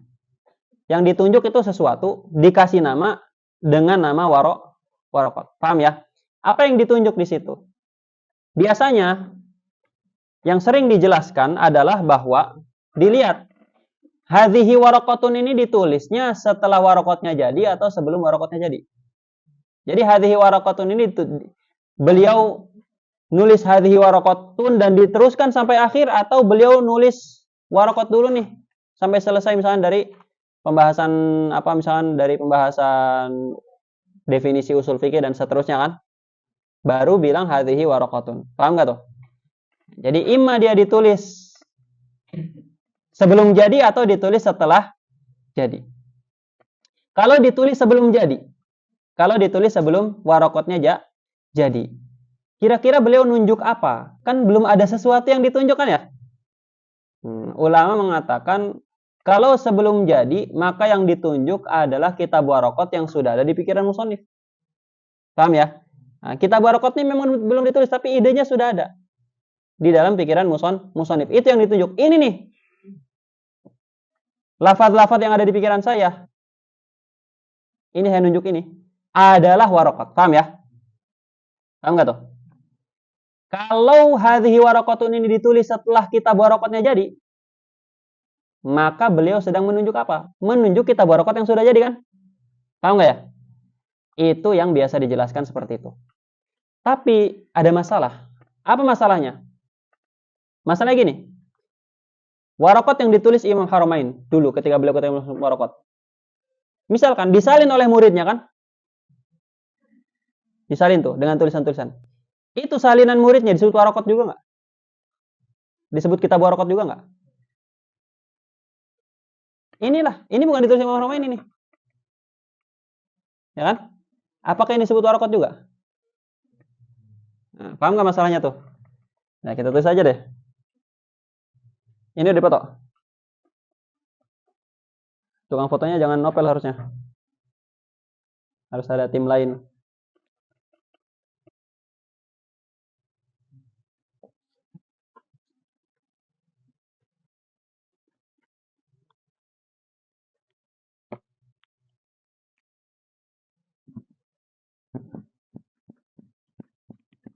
Hadhihi waraqat.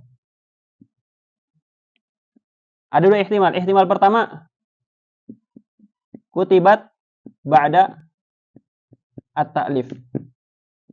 Ihtimal kedua, kutibat qabla at-ta'lif.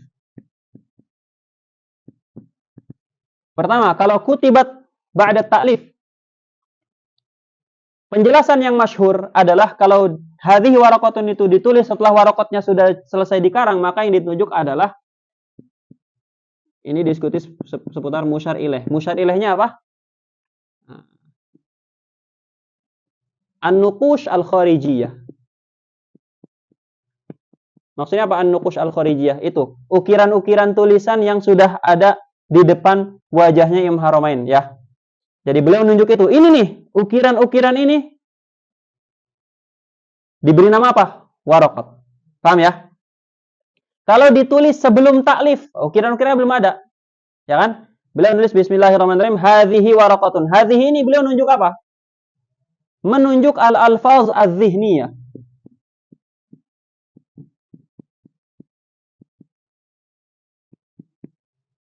Al-alfaz az-zihniyah yang ada di pikiran Imam Haramain. Jadi beliau mengatakan ini lafaz-lafaz yang ada di pikiran saya beri nama waraqat. Paham ya? Ini takrir yang masyhur. Cuman ini ada masalah. Apa masalahnya? Masalahnya di sini. Apa yang bermasalah di situ? Yang bermasalah di situ adalah ketika waraqat yang ditulis Imam Haramain disalin oleh orang lain, salinannya itu disebut waraqat atau tidak? Kita bilang itu juga disebut waraqat. Ini salinannya nih, disebut waraqat nggak? Disebut waraqat juga. Padahal ini tidak ditunjuk oleh Imam Haramain. Berdasarkan ini kan yang ditunjuk ukiran tulisan Imam Haramain. Paham ya? Faktanya ulama bilang ini kitab waraqat. Jelas ya?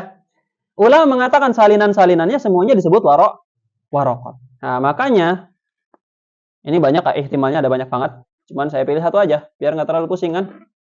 Kalian udah pusing dengan hidup kalian. Pusing lagi mikir ini kan. Saya pilih satu aja. Apa yang saya pilih? Dan ini yang bisa kita bilang ini alat tahqiq. Gitu ya. Ini ala sabili tahqiq yang benar adalah yang ini. Apa itu? Yang ditunjuk mau itu ditulis sebelum atau ditulis sesudah. Yang ditunjuk adalah al-alfaz az-zihniyah al-musyakhkhasah fi zihni Imamil Haramain. Paham ya? Jelas nggak tuh? Jadi Imam Haramain di pikirannya itu adalah ada lafaz-lafaz tuh. Yang musyakhkhas. Musyakhkhas apa? Yang sudah terwujud di pikiran Imam Haramain. Paham nggak tuh? Yang mana nanti setiap kitab yang mewakili alfaz zihniyah di Imam Haramain akan disebut waraqat. Jelas nggak tuh? Jadi ingin kita bilang bahwa alat tahqiq al-musyar ilaihnya apa?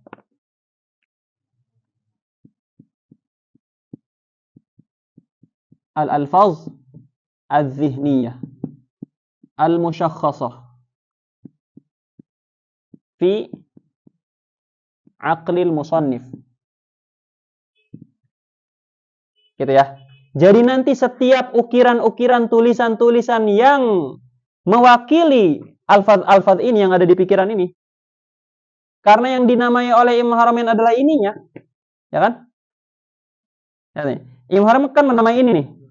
Nanti setiap tulisan yang representasi dari ini merupakan perwujudan dari ini. Ngerti nggak? Nah, kita ingin kasih gambaran, misalkan manusia. Apakah ada di alam nyata ini zat tertentu yang kalau kamu tunjuk itu benar-benar manusia secara mutlak? Nggak ada. Yang ada Naufal, Rahmat, ya kan? Jelas nggak tuh? Jadi hakikat manusia itu, hakikat manusia yang universal itu kan nggak ada di alam nyata kan? Tapi semua perwujudan ini mewakili mana itu? Sehingga sah untuk disebut manusia kan? Ya seperti itu. Jadi yang dinamai waraqat oleh Imam Haramain adalah al-alfaz az-zihniyah al-musyakhkhasah dalam pikiran Imam Haramain yang mana nanti setiap ukiran-ukiran tulisan-tulisan bahkan hafalan-hafalan suara-suara yang mewakili pikiran Imam Haramain itu, lafaz-lafaz yang ada di pikiran Imam Haramain itu akan disebut waraqat juga. Jelas ya? Paham nggak tuh? Mau ini ditulis sebelum atau sesudah?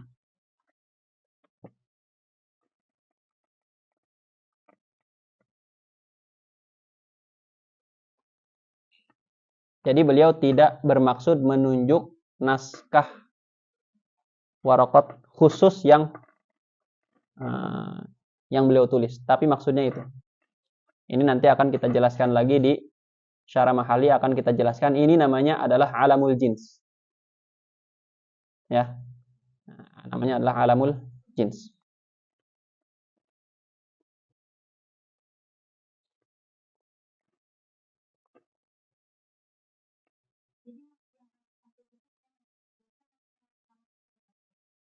Iya, ini pendapat sebagian ulama seperti ini. Cuman tadi sudah kita bilang ini bermasalah. Kenapa bermasalah? Karena bisa kita bantah. Adapun yang ini itu yang dipilih oleh mayoritas ulama mutaakhirin.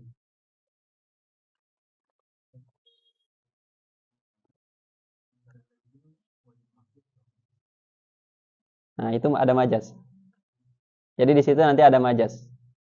Ada isti'arah di situ.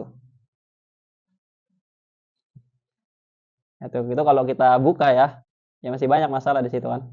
Hadhihi itu isim isyarah itu pada asalnya digunakan untuk menunjuk sesuatu yang mahsus. Di sini digunakan untuk sesuatu yang sifatnya zihni. Nah, itu bermasalah, nggak bermasalah. Nggak bisa, itu tidak sesuai dengan ma wudi'alahu ismul isyarah. Paham ya? Nah, jadi ini hadhihinya pun di hadhihinya tuh ada majaz. Isti'arah namanya. Isti'arah apa? Isti'arah.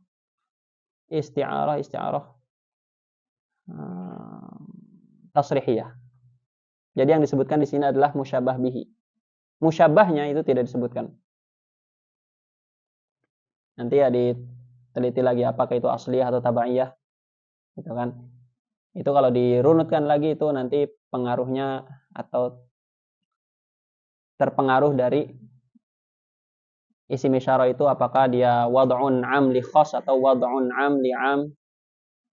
Dan itu ada perbedaan pendapat antara Sa'duddin dengan Aduddin al-Iji, mutakhir panjang itu.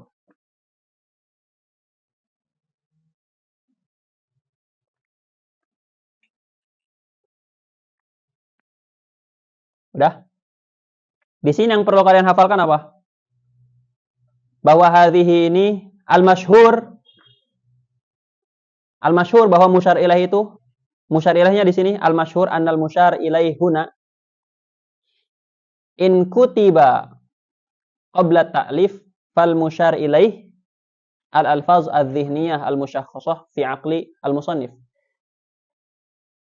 Kalau itu in kutibat ba'da ta'lif, maka musyar ilaihnya adalah an-nuqush al-musyakhkhasah fil kharij. Gitu ya. Hadza 'ala al-masyhur. Tapi ada i'tiradnya, itu bisa itu lemah. Kenapa lemah?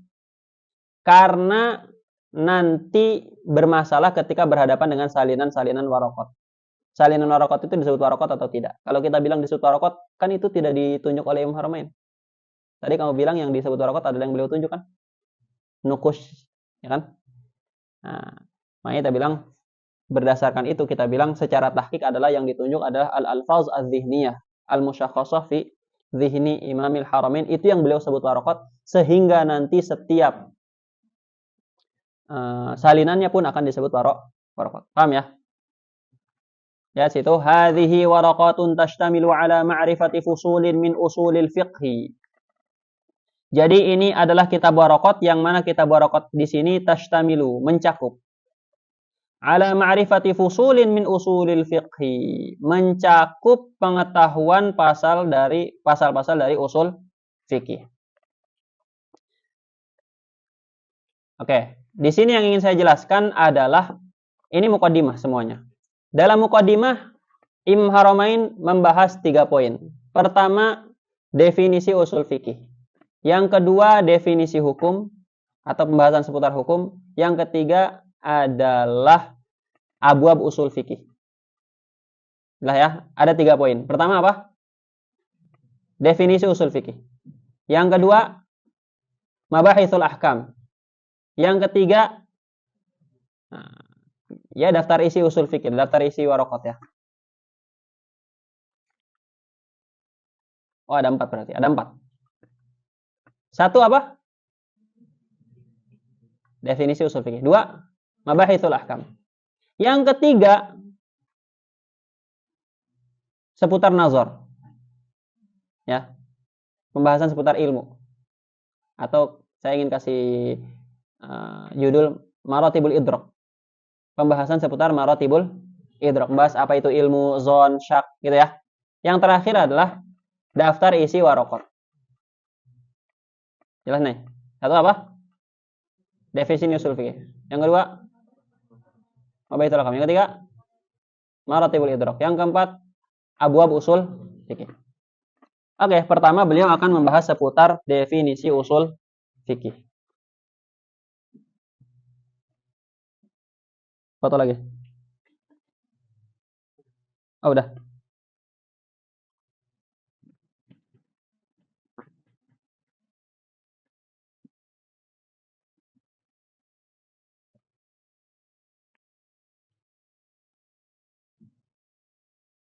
Ta'rif usul fikih. Ada idhafi, ada laqabi. Ada idhafi, ada laqabi. Apa bedanya idhafi dengan laqabi? Usul fikih secara idhafi dia lafaz murakkab. Usul fikih secara idhafi dia mufrad. Jelas ya?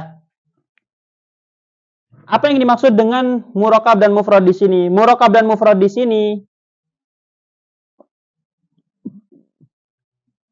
itu murakkab dan mufrad menurut manatiqah. Murakkab dan mufrad di sini adalah murakkab dan mufrad menurut manatiqah. Jadi bukan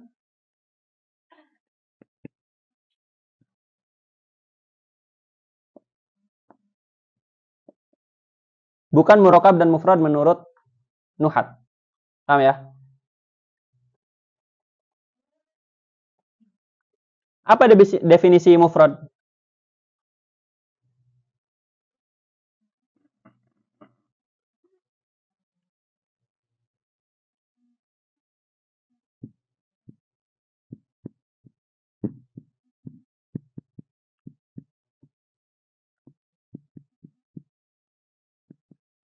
Ma la yadullu juz'uhu ala juz'i ma'nahu.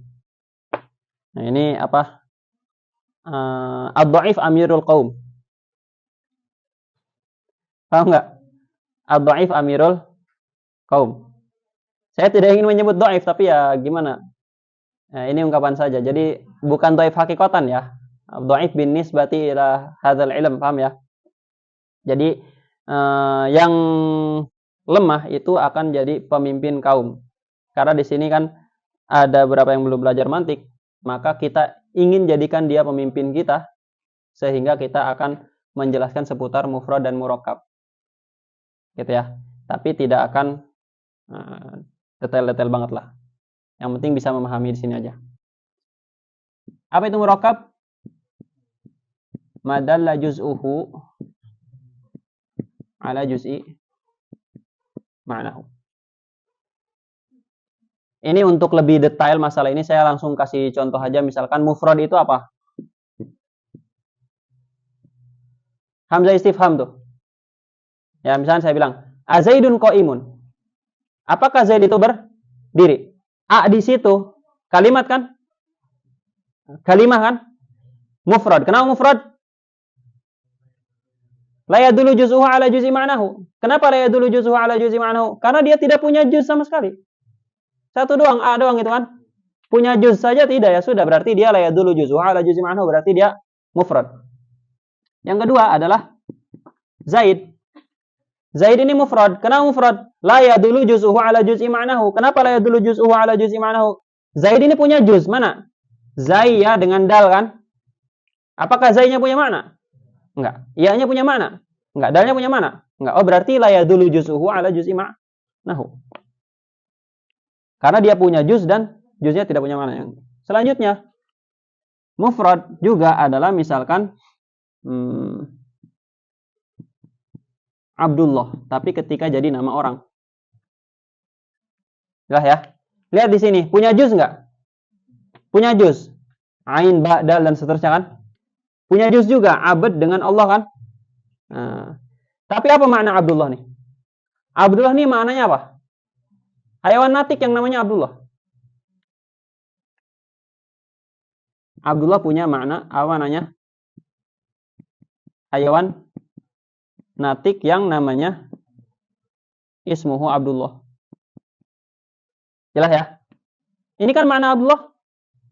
Abdullah itu ketika bapaknya akikahan, nyembelih kambing. Berapa kambing kalau laki-laki? 2. Kalau perempuan 1 aja. Udah diakikah belum? Belum kan? Ya, di sini siap menerima. Tapi kalian yang kerja. Jadi Abdullah ini ketika bapaknya akikahan dan ngasih nama, dikasih nama tuh Abdullah. Paham ya? Kemudian ketika orang-orang menyebut teman-temannya Abdullah, dia menyebut lafaz Abdullah. Apa yang dia maksud? Orang yang namanya Abdullah kan? Hayawanati yang namanya Abdullah. Itu maknanya tuh. Tapi lihat juznya. Abdun punya makna. Apa makna Abdun? Hamba. Apa nama Allah? Gitu ya. Apakah hamba ini bagian dari sini?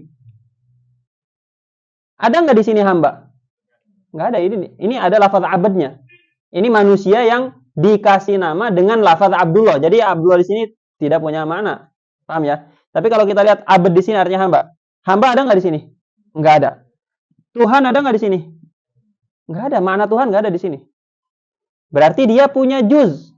Dan juznya punya makna. Tapi makna juznya itu bukan bagian dari makna Abdullah secara keseluruhan. Kenapa? Karena ketika itu dia jadi nama orang. Paham ya? Ngerti nggak tuh? Oke. Udah, sampai sini aja. Saya nggak mau ngejelasin hayawanun natik jadi nama. Kalau belajar mantik, akan dijelasin tuh. Kayak gimana kalau ada orang namanya hayawan natik. Kan? Nggak usah, sampai sini aja, selesai. Paham ya? Ini mufrad juga. Kenapa mufrad? Karena Abdullah ketika jadi nama orang, ada nama orang dikasih nama Abdullah. Nah, maka maksud lafaz Abdullah yang jadi nama dia itu adalah orang tertentu yang namanya Abdullah. Tapi Abdunnya punya mana? Hamba. Cuman jadi juznya tuh, apa juznya di situ? Abad punya makna kan? Hamba. Tapi makna hamba itu enggak ada, bukan bagian dari makna lafaz Abdullah ketika jadi nama, gitu ya. Sama ketika kalian misalkan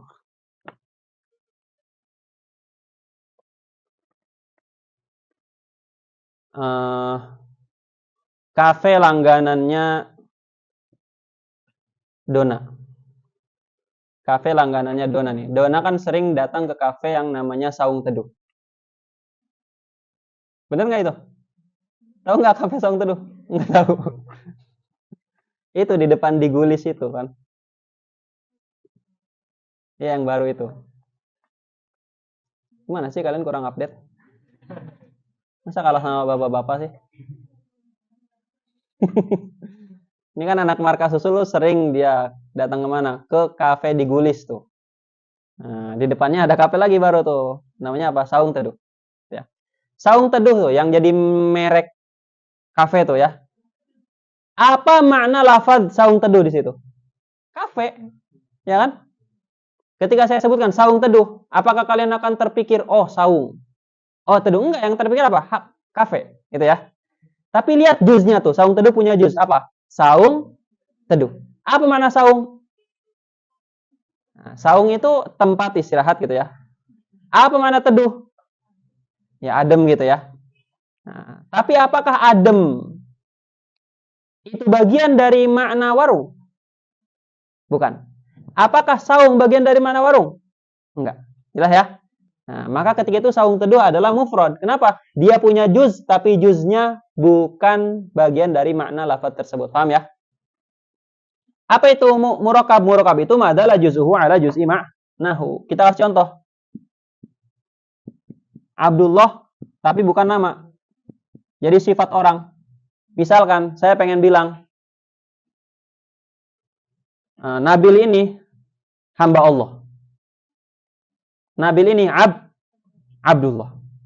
Lihat situ, saya mensifati Nabil sebagai Abdullah. Bukan saya ngasih nama dia. Saya mensifati dia sebagai Abdullah, hamba Allah kan. Lihat di situ, ada lafaz yang punya juz. Apa saya juznya? Abdun sama Allah. Apa maknanya ketika itu? Ketika saya mensifati orang sebagai Abdullah, maknanya apa? Hamba Allah. Ya kan? Kemudian Abdun di situ punya mana? Hamba kan? Hamba bagian dari keseluruhan Abdullah kan? Allah punya makna Tuhan, bagian dari keseluruhan. Saya pretelin aja lah, biar lebih jelas kan. Abdullah nih, ketika jadi sifat orang, ketika kalian mensifati seseorang sebagai Abdullah, makna keseluruhannya apa? Hamba Allah.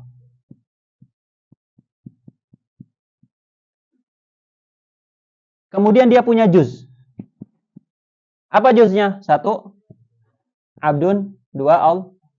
Juznya punya makna kan? Punya makna. Ini maknanya apa? Hamba. Ini maknanya Tuhan.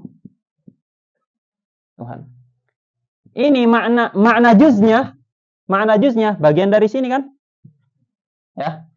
Makna juznya bagian dari sini. Paham ya? Ngerti nggak tuh? Nah, ini yang namanya murakab. Paham nggak tuh? Beda kalau Abdullah jadi nama orang. Kalau Abdullah jadi nama orang, lihat sini. Abdullah nih jadi nama orang, punya makna. Apa maknanya? Manusia. Maknanya, makna lafaz Allah, manusia yang dinamai Abdullah. Paham ya? Tapi dia punya juz. Apa juznya? 1, abad. 2, al. Apa mana abdun? Hamba. Ada nggak di sini? Nggak ada. Ya.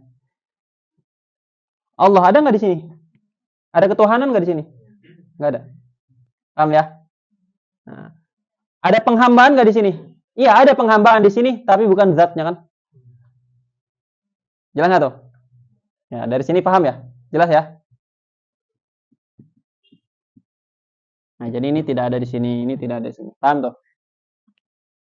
Oke, sekarang usul fikih. Foto dulu.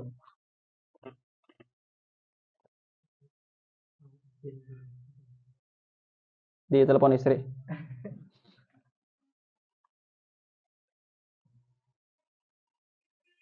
Ada foto.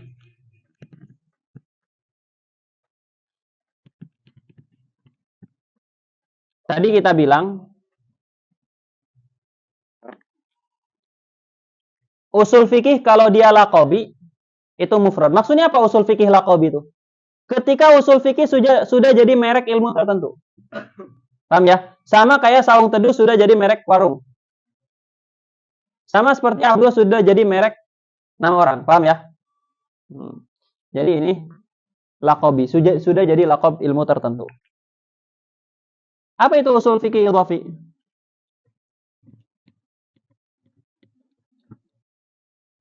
Usul fikih idhafi itu adalah usul fikih yang belum jadi belum ada ilmu yang kita kasih merek usul fikih. Paham ya? Ngerti nggak tuh? Ya kalau kita praktekkan, belum ada universitas tertentu yang kita kasih nama Al-Azhar, gitu ya. Sebelum itu, Al-Azhar, sebelum ada Al-Azhar. Al-Azhar artinya apa? Bunga kan? Seperti itu. Tapi setelah muncul kampus dikasih nama Al-Azhar, oh dia sudah jadi merek kampus. Gitu ya. Jadi usul fikih secara idhafi itu usul fikih sebelum dia lafaz usul fikih sebelum dia jadi merek ilmu tertentu. Saya pakai kalimat merek itu lebih memudahkan kalian. Ini murakkab. Jadi usul fikih sebelum jadi merek ilmu tertentu. Murakkab. Kenapa murakkab?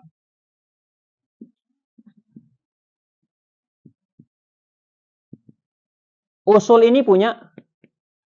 Jadi usul fikih secara idhafi sebelum dia jadi usul fikih, sebelum dia jadi merek ilmu tertentu, itu merupakan tarkib idhafi. Kenapa tarkib idhafi? Tersusun dari 2 lafaz, usul dengan fikih. Dan ini murakkab. Kenapa murakkab? Karena ketika itu usulnya punya makna, fikihnya punya makna. Paham ya?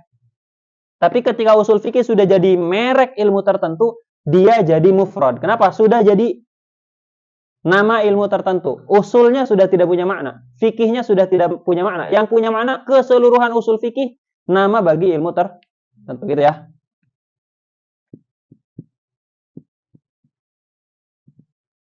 Jadi bedanya ini dengan ini. Kalau di sini,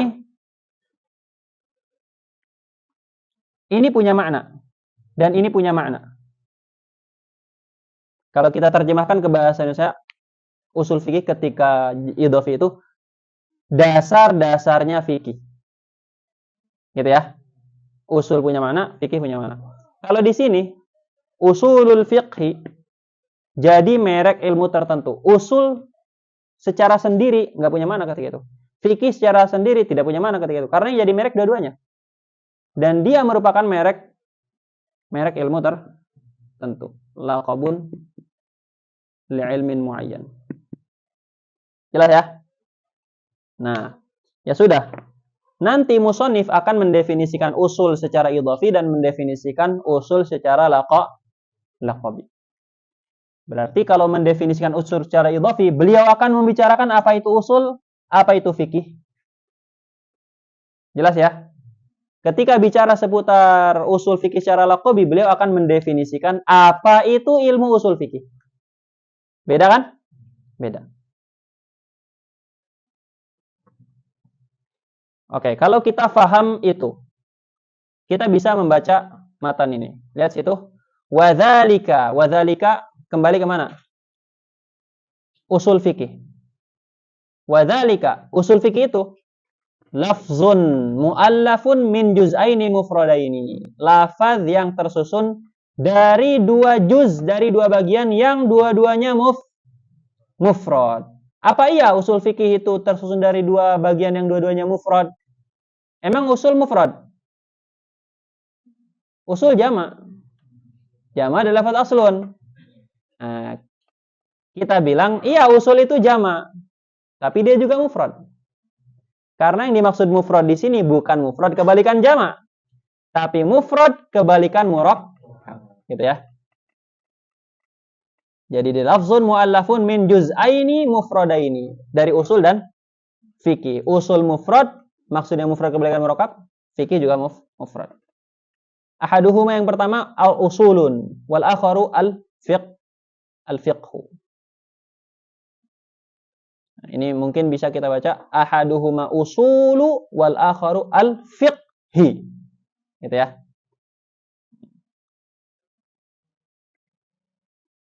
Mau istirahat dulu? Mau ngaso dulu? Benar dugaan saya nih. Ini panjang umur namanya. Panjang umur prime nih. Baru ini istri saya ngechat prime.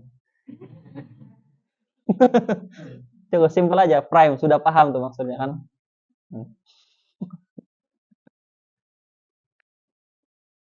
Entah ini yang panjang umur istri saya apa prime-nya nih. Baru dia omongin. Semoga dua-duanya lah.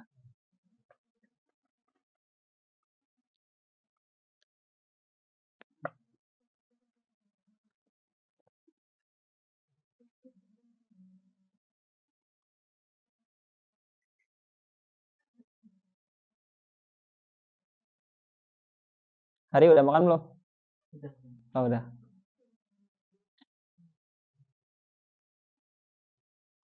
Gimana setelah lulus? Asik.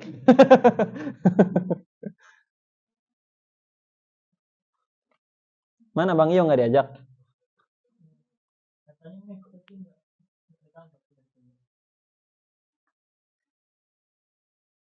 Tapi hari sehat ya.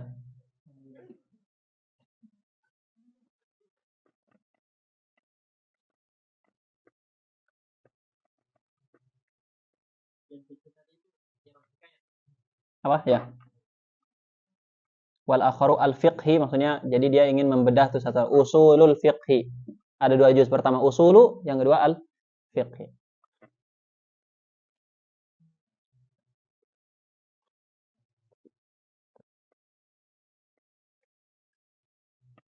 Gimana? Lanjut. Masih segar nggak ini?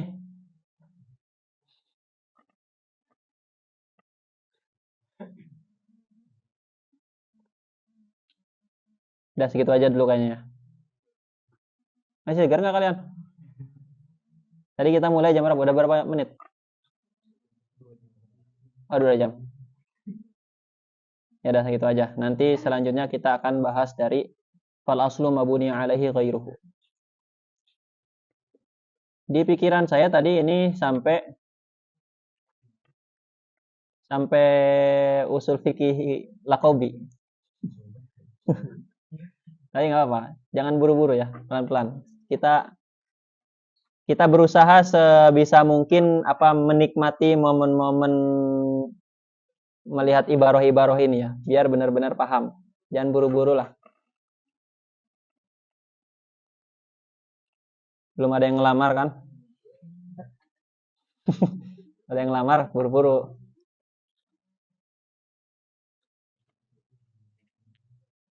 Nah, sampai sini ada ditanyakan nggak tuh? Ada yang nggak paham nggak?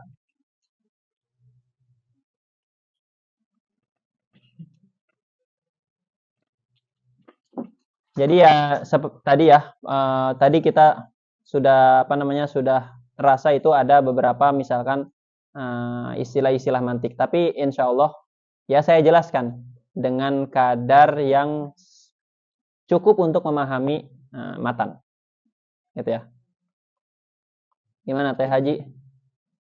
Paham kan tadi? Muraka mufrad paham kan? Ya.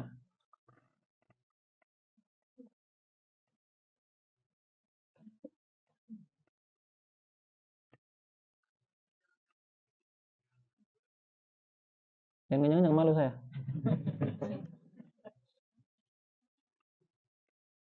Ada yang tanyakan nggak sampai sini yang belum dipahami di sini? Ya, ini doain aja nanti kalau kalau ya kalau lancar nanti kita nggak pakai orang tulis, kita pakai TV di sini ya.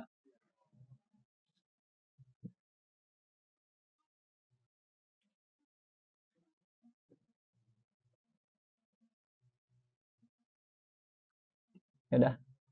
Subhanakallahumma bihamdika asyhadu an la ilaha illa anta astaghfiruka wa atubu ilaik. Allahumma shalli ala